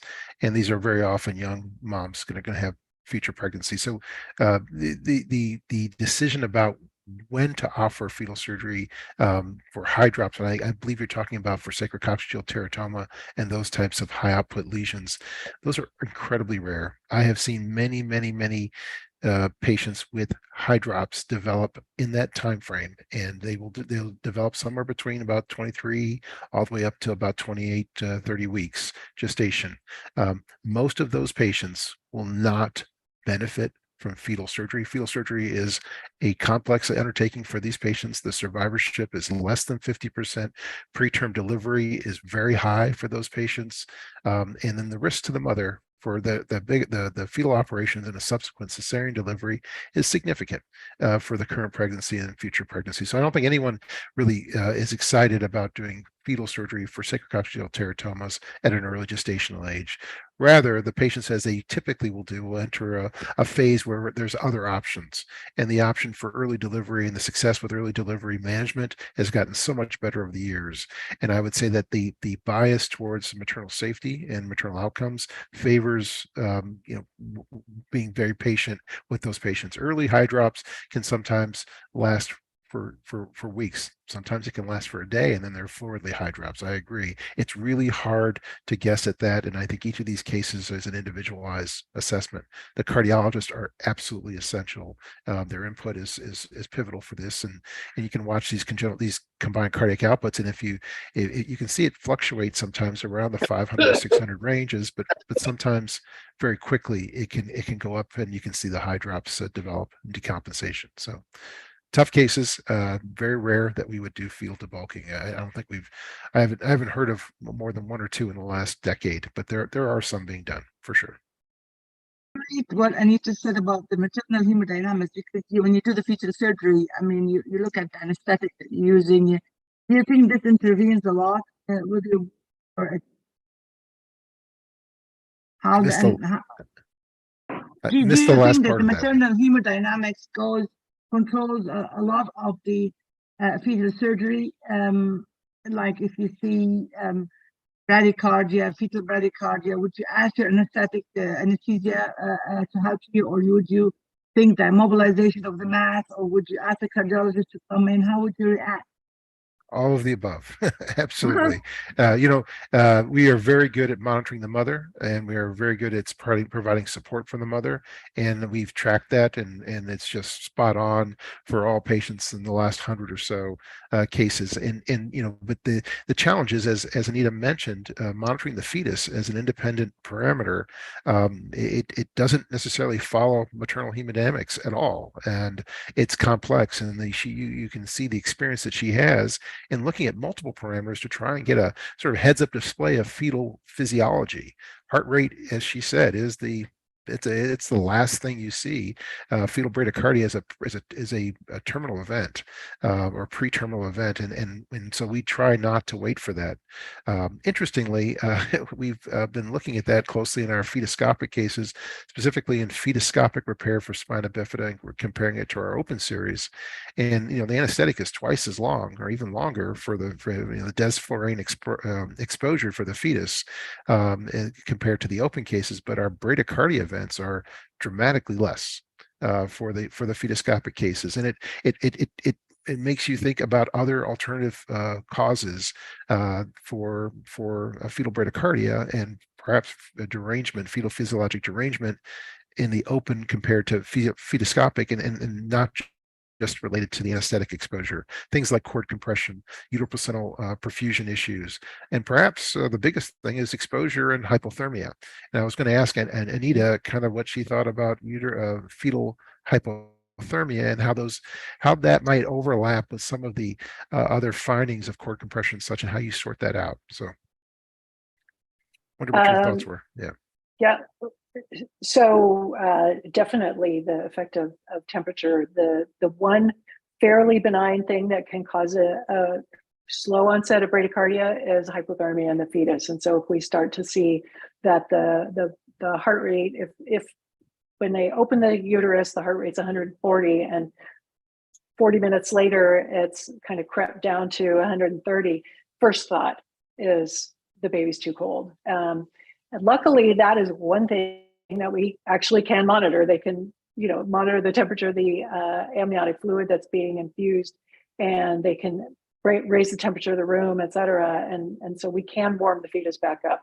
So yes, that's something. Maybe I'll add that to the talk at some point, that you don't need to panic if the fetus is cold, but you do need to get them back to normothermia. And the converse, of course, is also true. They do have tachycardia if they're too hot, so they need to be kept at a normal temperature. We have comments saying that very informative. Thank you so much. And we'll move to our last, and a friend also of the fetus here is Dr. Elnori Alborte. Pardon me if I don't pronounce it correctly. Ernie is the director of the pediatric cardiologist congenital heart center in the Hospital of Illinois College of Medicine, and we're very happy to have Ernie about things. Please share your screen, Ernie.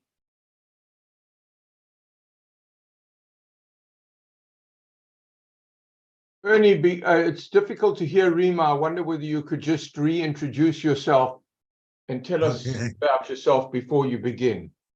Rima, you need to sign out and sign in again, because your sound is not good. All right. I'm Ernie Alvaleras, and I've known you guys for a number of years now, studying from Chicago and Phoenix, and now I'm here back in Illinois as a fetal cardiologist at the Children's Hospital of Illinois. And I'm happy to present this talk on vascular rings. This is going back to basics about imaging techniques. And as soon as I am able to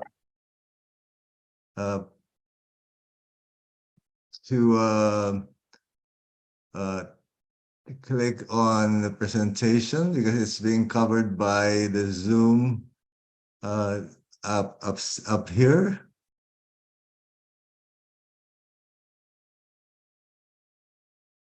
You need to go full screen, Ernie. Yeah, it's in full screen.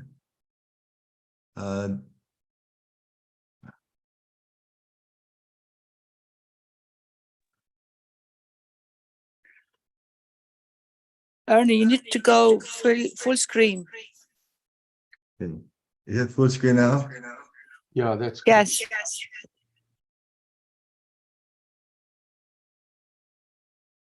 Okay, so I have no disclosure to provide in this CME. Well, my topic is on vascular rings and slings in the fetus. But this has become quite relatively more frequent than about 2 decades ago, or even 15 years ago, mainly because of the experience of the fetal cardiologists and the fetal cardiac sonographers. Vascular rings are formed when one or more anomalies of the aortic arch or brachiocephalic branches in the presence of a ductus arteriosus or ligamentum arteriosum forms a ring that completely encircles the trachea and esophagus, producing tracheal and or esophageal obstruction. While pulmonary artery slings are produced by an anomalous origin of the left pulmonary artery from the right pulmonary artery, with subsequent course posterior to the trachea and anterior to the esophagus, most often resulting in tracheal compression. Now, they are best appreciated in the context of a normal embryology of the aortic arch and the theoretical embryonic pathogenesis of aortic arch and pulmonary anomalies. To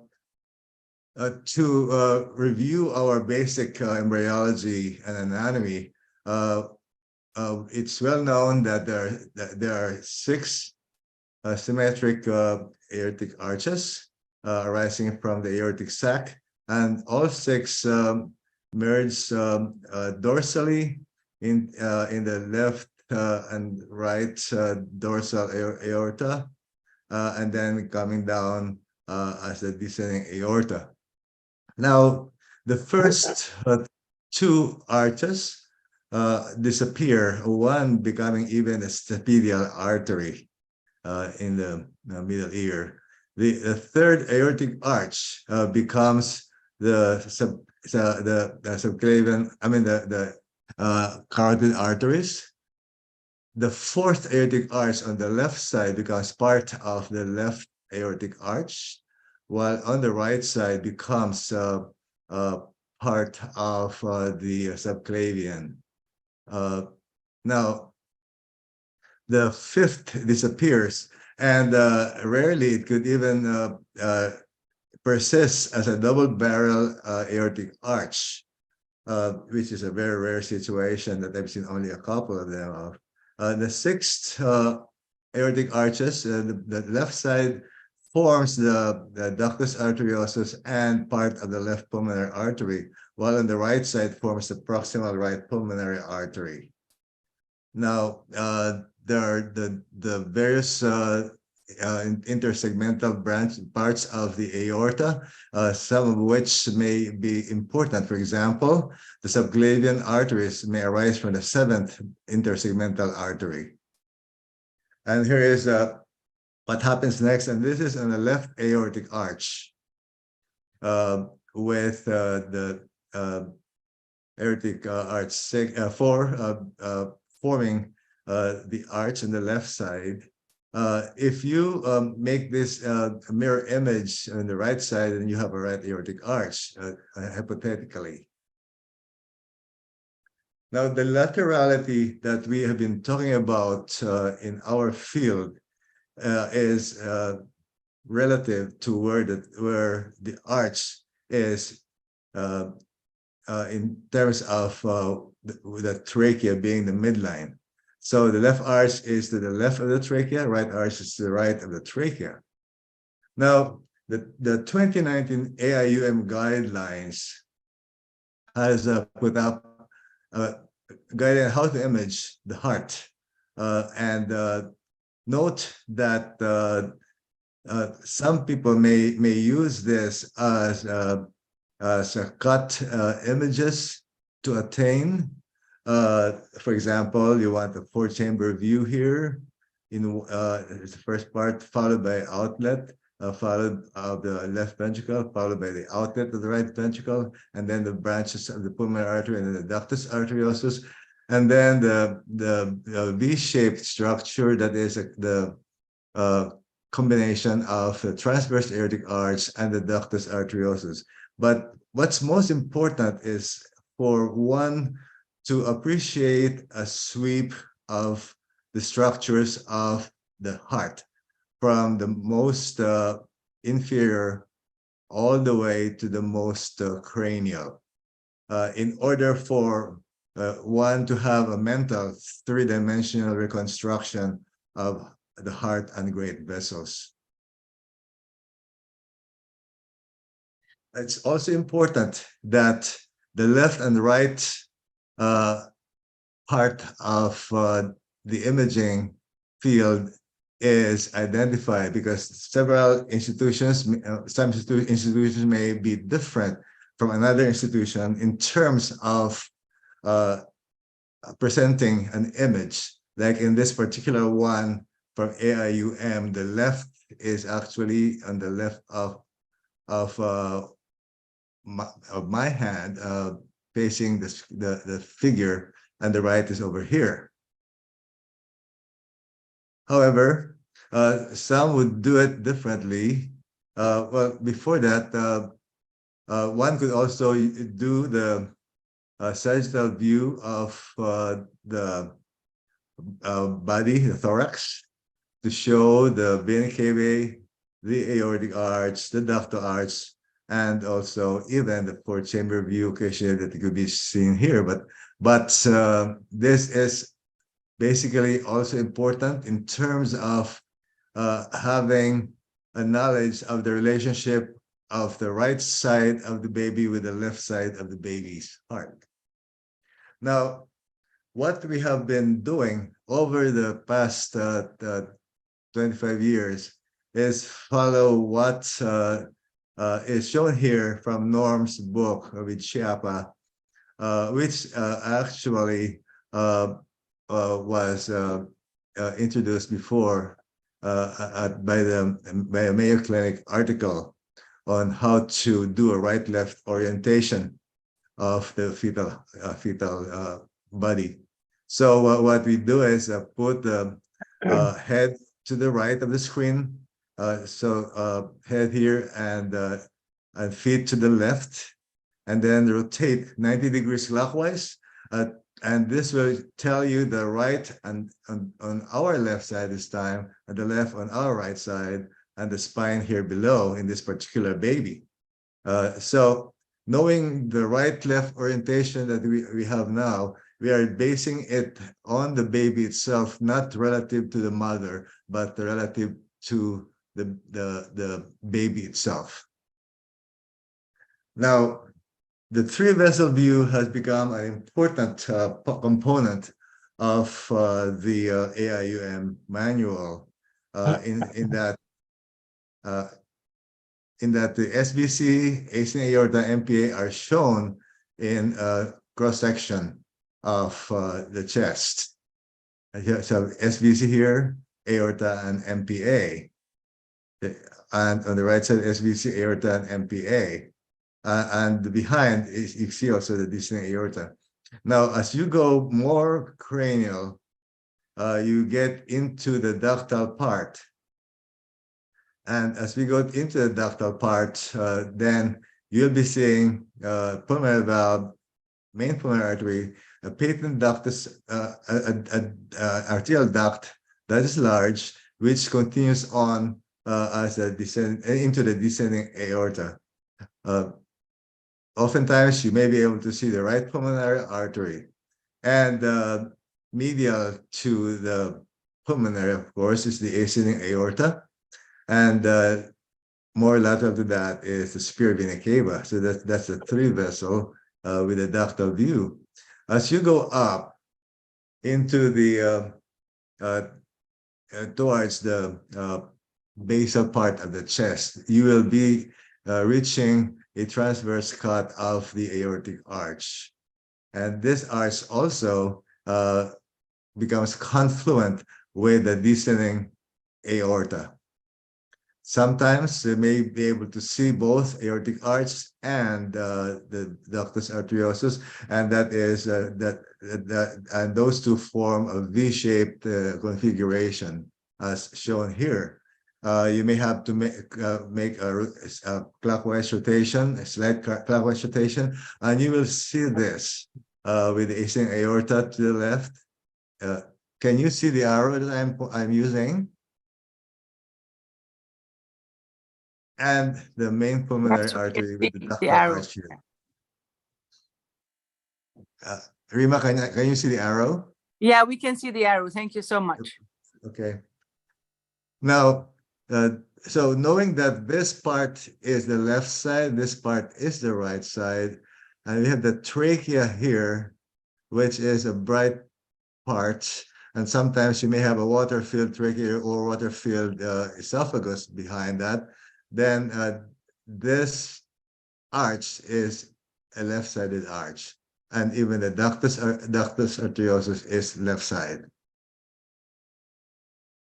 Now, as far as the major vascular rings and other anomalies are concerned, I'm presenting here most of them, but not all for the sake of time. The first one is double aortic arch. With both arches patent, they form a ring. If one arch is atretic, it also forms a ring. Note that all of these arches could have the descending aorta cross the midline or not cross the midline. So double aortic arch may be on the left side of the vertebra or the right side of the vertebra. You could have a right aortic arch with the left or right upper descending aorta, and the right aortic arch could have a mirror image branching. This is a very typical question I give to the fellows and residents. What happens to the ductus arteriosus in a right aortic arch with mirror image branching? First is that, and this is the most common, the ductus arteriosus may arise from the left innominate and left subclavian artery in the right aortic arch. And this does not form, of course, a ring. Then the right ductus arteriosus may arise at the right side, proximal to the proximal right pulmonary artery, like a mirror image of the left arch with the left PDA. This also does not form a ring. But the right ductus arteriosus could course leftward behind the esophagus into the left pulmonary artery proximally, and this will definitely form a ring. Now, a right aortic arch could also have an aberrant left subclavian artery with the left ductus arteriosus and a diverticulum abcomeral, and this forms a ring. Now, a left aortic arch likewise could have an aberrant right subclavian artery, but in this particular situation, practically more than 95%, 99% of them could have a typical left-sided ductus arteriosus, so it doesn't form a ring. Although the aberrant right subclavian artery creates a posterior indentation of the esophagus. And lastly, we have the left pulmonary artery sling, which luckily I have movies of courtesy of Anita that I will show shortly. Now, double aortic arch is the most common form of vascular ring. There is persistence of both paired dorsal aortic arches with a failure of regression of the right eighth segment of the right dorsal aorta. One or both arches may be patent. An atretic portion can occur. More often, the left arch is atretic or hypoplastic. The left ductus may be seen, but also may be bilaterally present. Here are postnatal CT with 3D rendering pictures of a double aortic arch. Here's the big aorta that divides into two. Here's the left arch and the right arch. And as we look at it from the top part, here's the right side, which is bigger than the left. This is more common. It's more common to see a right arch that is larger than the left. There are two brachycephalic vessels from each side typically. Now, this left may have a string-like atretic portion distally. And that could also be seen. Difficult to show especially postnatally, but in this particular one, it is patent. In this particular picture on the right is the reverse, because the one on the left is larger than the one on the right. But note that two branches, brachycephalic vessels coming from each of the aortic arch. And this is important, especially if one does a candy cane image of the aorta, because one could have a nice candy cane shaped aortic arch, but not realizing that there are two arches, and one is smaller than the other one, unless like this one, one may be of the same size as the other one. Here, the 2D colored up example of double aortic arch, and it forms a donut-shaped structure, and inside is where the trachea and esophagus are. This red is a venous structure, the subclavian vein. The same is true with the one on our right. And here is an example of an imaging of the double aortic arch.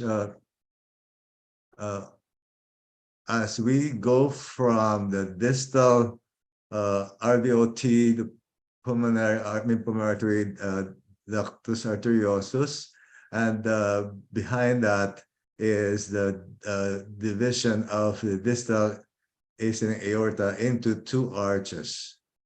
And you could see it here. Now, with this, it is hard to determine whether there is atresia of the posterior part of the double aortic arch. But further imaging would show the continuity of the distal ductus with one of the arches. Here you could see actually the continuity posteriorly of the right arch, a very small left arch. Now, as I mentioned earlier, when one does a candy cane shaped aortic image or sagittal cut of the baby's thorax, one should make sure that you tilt the transducer to the left and to the right, making sure that there is no two arterial arches that you could see. Like this one is at the RV outflow tract area, and you have the arch, and to our right is at the level of of the SVC-IVC, the bicable view, and you could see that there's also a smaller aortic arch. And note that there are two vessels arising from each of the left side and the right side arch. The next one is a right aortic arch with aberrant left subclavian artery, the verticulum comeral, and the left ductus arteriosus. You could see here in the diagram ascending aorta bending to the right of the trachea and forming a descending aorta which partially crosses the vertebra. And note that the main pulmonary artery is to the left, and in this particular drawing, there is still a left ductus connected to an invagination of that part of the proximal descending aorta, which is the diverticulum of comeral. And typically, there is a left subclavian artery that arises from there. The 3D CT picture is shown here, showing the diverticulum and then the left subclavian. Now, this particular patient has the diverticulum comeral, which is actually thought to be from a persistence of the 8th dorsal segment. It's a pouch-like diverticulum from where the left subclavian artery may arise, and it can create significant esophageal compression. There may be more problem if we have a left aortic arch, an aberrant right subclavian, and a diverticulum comeral behind it, because that mirror image, the diverticulum has been shown to create more symptoms than if it was a right arch and a left diverticulum. But nevertheless, this diverticulum has been shown to have its future complications. Aside from obstruction, it could rupture, there could be endocarditis and others. There's an example of an echo of, note the separate aorta and the pulmonary outflow, and the pulmonary outflow shown here by my pointer continues on as a ductus arteriosus, which wraps around posteriorly, while the aorta is here to our right, and it also goes around here. And there is therefore a ring as shown on the right side, the screen. If you look very closely, this is very different from a double aortic arch because the proximal part is a separate aorta and a separate main pulmonary artery.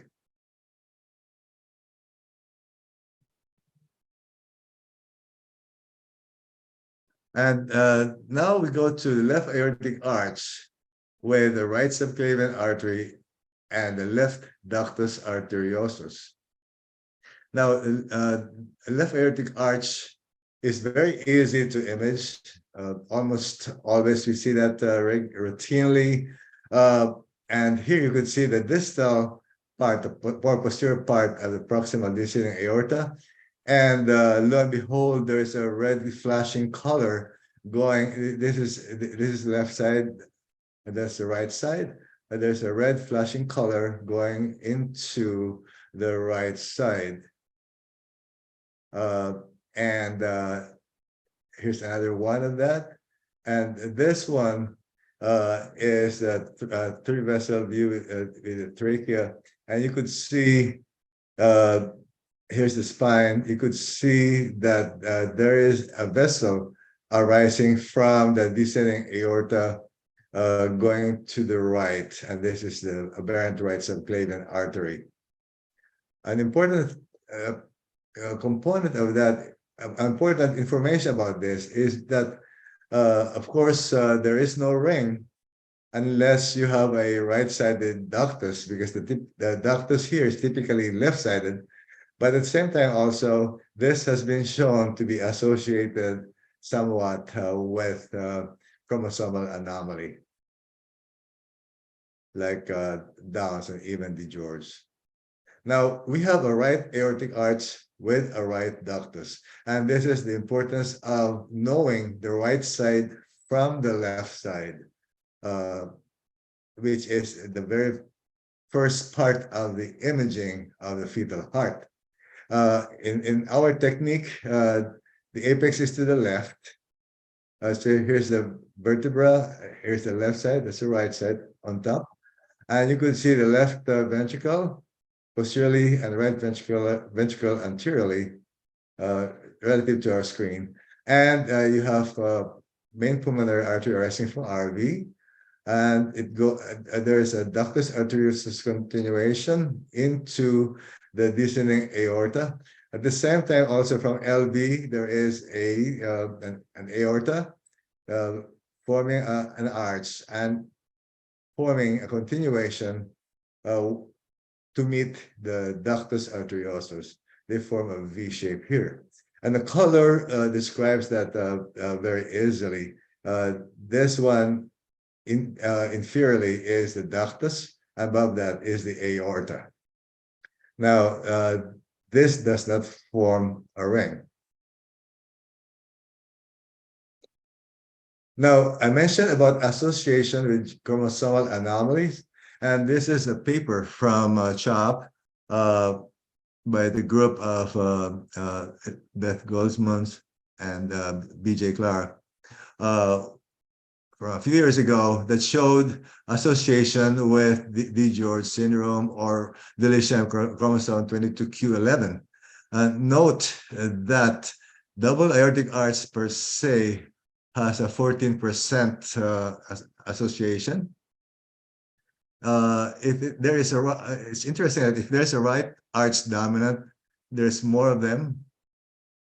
But if it's left arch dominant, there is 0. Of course, this is only a small number of patients, but one could make a note of this information. A right aortic arch per se, 1/3 of them will have potential for DiGeorge. If there's a mirror image of brachycephalic vessels with a right PDA, there is still a chance. If there is an aberrant left subclavian from the retroesophageal diverticulum or the verticulum humeral, then there is a much higher association of about 1/3 of those with right aortic arch. And now the left arch with aberrant right subclavian that we mentioned earlier also has almost a 30% association with deletion of 22q11. Now let's go to left pulmonary artery sling. This is due to abnormal regression of proximal left 6 aortic arch. This is the only condition in which a major vascular structure passes between the trachea and the esophagus. It frequently presents in the neonatal period with severe tracheobronchial obstruction and respiratory distress. It can be associated with tracheal stenosis due to a complete cartilaginous tracheal ring. That's why there are papers that says rings and slings because of their associations. Usually, it could be an isolated defect, but it could be associated with TOF and trisomy 21. There is a picture of the main pulmonary artery giving rise to a right pulmonary artery, and from the right pulmonary artery is the origin of the left pulmonary artery. So one could also call this anomalous origin of the left pulmonary artery from the right pulmonary artery. And this left pulmonary artery courses between the trachea and the esophagus. So there is more problem with tracheal compression. And here's the 3D rendering of a CT scan of the RPA and the LPA. And here's the typical CT showing LPA and the trachea in black.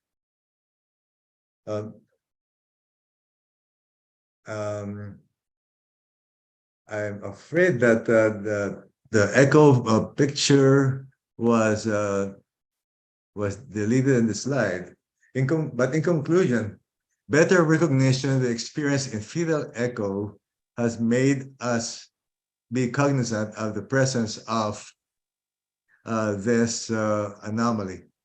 Most aortic arch defects are diagnosed with 3-vessel view and extension into 3-vessel and tracheal view.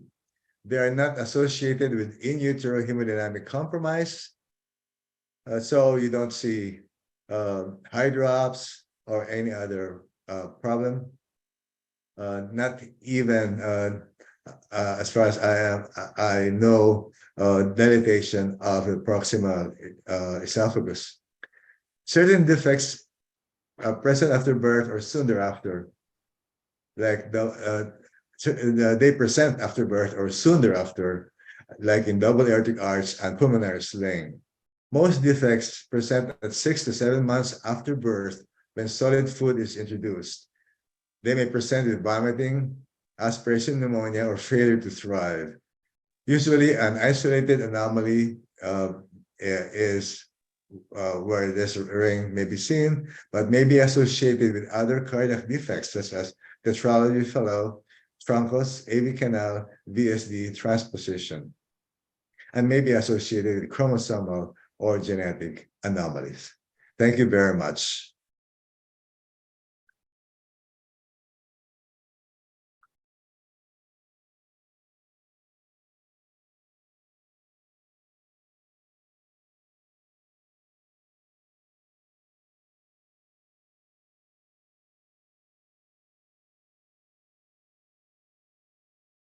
Are we there?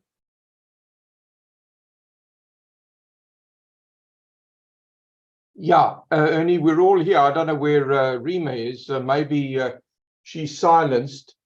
I wonder whether there are any questions from the audience here. Let's see.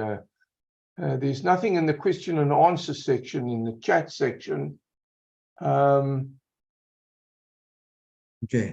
Nothing really. I'm sorry. I need to apologize, Anita. Somehow, the clip that she nicely shared with me about the pulmonary sling has disappeared from this version of the slide. I think Anita has probably disappeared because of the lateness of the hour. But I think that the talk was very good, Ernie. But the one issue that's come to my mind lately following the literature has been the use of the three-dimensional reconstruction of the color Doppler pictures, which are in the recent literature, just make it so much easier to understand and work out exactly what the anomalies are. And the only thing I could recommend to the audience is that they read these papers by a gentleman called Yoo. Yeah. And it was in the Journal of the American Society of Echocardiography fairly recently. I'm just looking for, here it is, 2021, volume 34, page 336 to 51. It's really quite remarkable work done with the three-dimensional GE system, and goes through your work really quite beautifully. I think that what we can see from your data is that when you look at cross-sectional CT or MRI scans, they don't have the same relevance as when you see them rendered in a three-dimensional volume way. And I'm sure the same would be true with the fetus. Unfortunately, a lot of people don't have that system, but I think that's certainly going to be the way of the future in terms of looking at that. Sorry, Rima, I can see you, but I can't hear you. Yeah, I would assume, Norm, that they had that those 3D reconstructed images from a later gestational age and not a very young one, like in the 30s. Well, I can't recall the whole article now, but it did impress me that I mean, there's no reason why you can't do it in a 20-weeker. And I think that's the future, and we have to be cognizant of the future. Yeah. But very nice and comprehensive look at vascular rings, Ernie. Thank you so much. Ernie, Thank you. I just want to say we had some problems with the internet, unfortunately, but very beautiful, the chromosomal and association with the arch anomalies, apart from catch-22. From what else for our staff, our colleagues, he said, when I see arches, when I see double arches, I always look at chromosomes. Which chromosomes do you think of, Ernie? 22q11, 21. 9, Urban-Stein-Tabby syndrome. The thing is, with us, it has become almost a knee-jerk for us that if we find something, an anomaly, we get a chromosome analysis of the fetus or the newborn. So you do NIPT or you do amnio, and this is also important practical. Typically the panorama or quad test, but afterwards, after birth, we do a full genome. Okay, so especially like if you have in utero aberrant right subclavian and left aortic arch, which we may think as a nothing, but it could be associated with DiGeorge or even with Down syndrome. Thank you so much. I'd like to thank all speakers. I'd like to thank our audience for having patience. The host webinar is based on Italy, and we had some problems at the beginning. I'd like to thank also Sasha again. And there's Norman now. Yeah. Okay. Yes. And of course, the Godfather. All the time listening to you, Ernie, and I think Rima is having a little bit of difficulty with the volume, so I'll just take off and say, also thank you to Sasha. I would like to remind all of the participants that this session will be available on the Congenital Heart Academy website, and there was very profound information in many of these things, so you can review this data in a few days on the Congenital Heart Academy website, and learn more from these wonderful talks about the topics presented today. And again, I think we have to congratulate Rima, our boss here, for her foresight in getting these excellent speakers together and providing us with such outstanding knowledge. And we'll see you in another month's time, I assume. Sorry, Norm, but we have 4 questions. Okay. Do we have time for this? Well, yes. I've got a whole lot of questions. I can't. Why don't you try and answer them, Ernie? When do you send the double aortic arch, right aortic arch, pulmonary artery sling for surgery? Of course, double aortic arch, the presence is an indication for surgery because they are associated with neonatal symptoms together with pulmonary artery sling. The pulmonary artery sling could be associated in a third of them with complete tracheal rings. So it has to be done in a place that can do tracheoplasty. A double aortic arch also present soon after birth. Now, the right aortic arch depends on the associated issues. Like, is there an aberrant left subclavian artery? That particular problem may present later on in life or may not present at all, and that is actually a controversial issue, which Norm, you may want to comment on. Whether it right aortic arch with aberrant left subclavian in a 6-7-month-old who is asymptomatic deserves surgery or not. Yeah, I see there's one question in the chat that says, can you advise us about a good book on fetal echo, I would certainly recommend the book that I wrote with Dr. Gembrook and Dr. Sacrococcygeal. I'll just bring it up for you here on the website. Whoops, it's out of focus. Here we go. Can you just say the name and the publisher so they can get it? The Fetal Cardiology, the 3rd edition by CRC Press. Okay. CRC Press. And Dr. Silverman and Gembrook.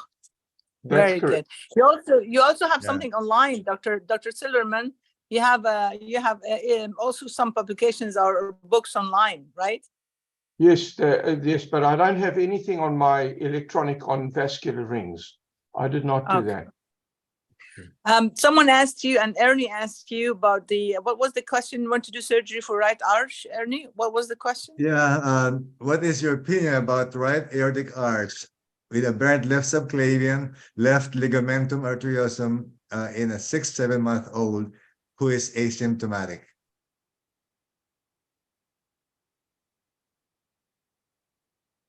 Are you asking or answering the question? I'm asking you. I would follow that. I mean, sometimes they don't cause compression, and I think to do an operation without symptoms or signs maybe is not a good idea.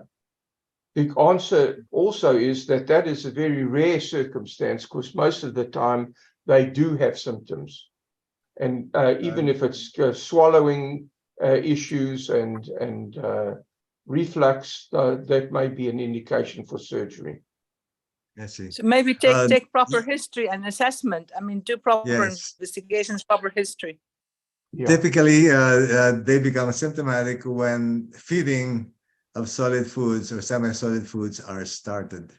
But there may be those without any symptom at all. But to me, it's more like closing or not closing a silent murmur of a PDA. A silent PDA. I think we've well exceeded our time, and I think that we should terminate the session. Thanks. Quite agree.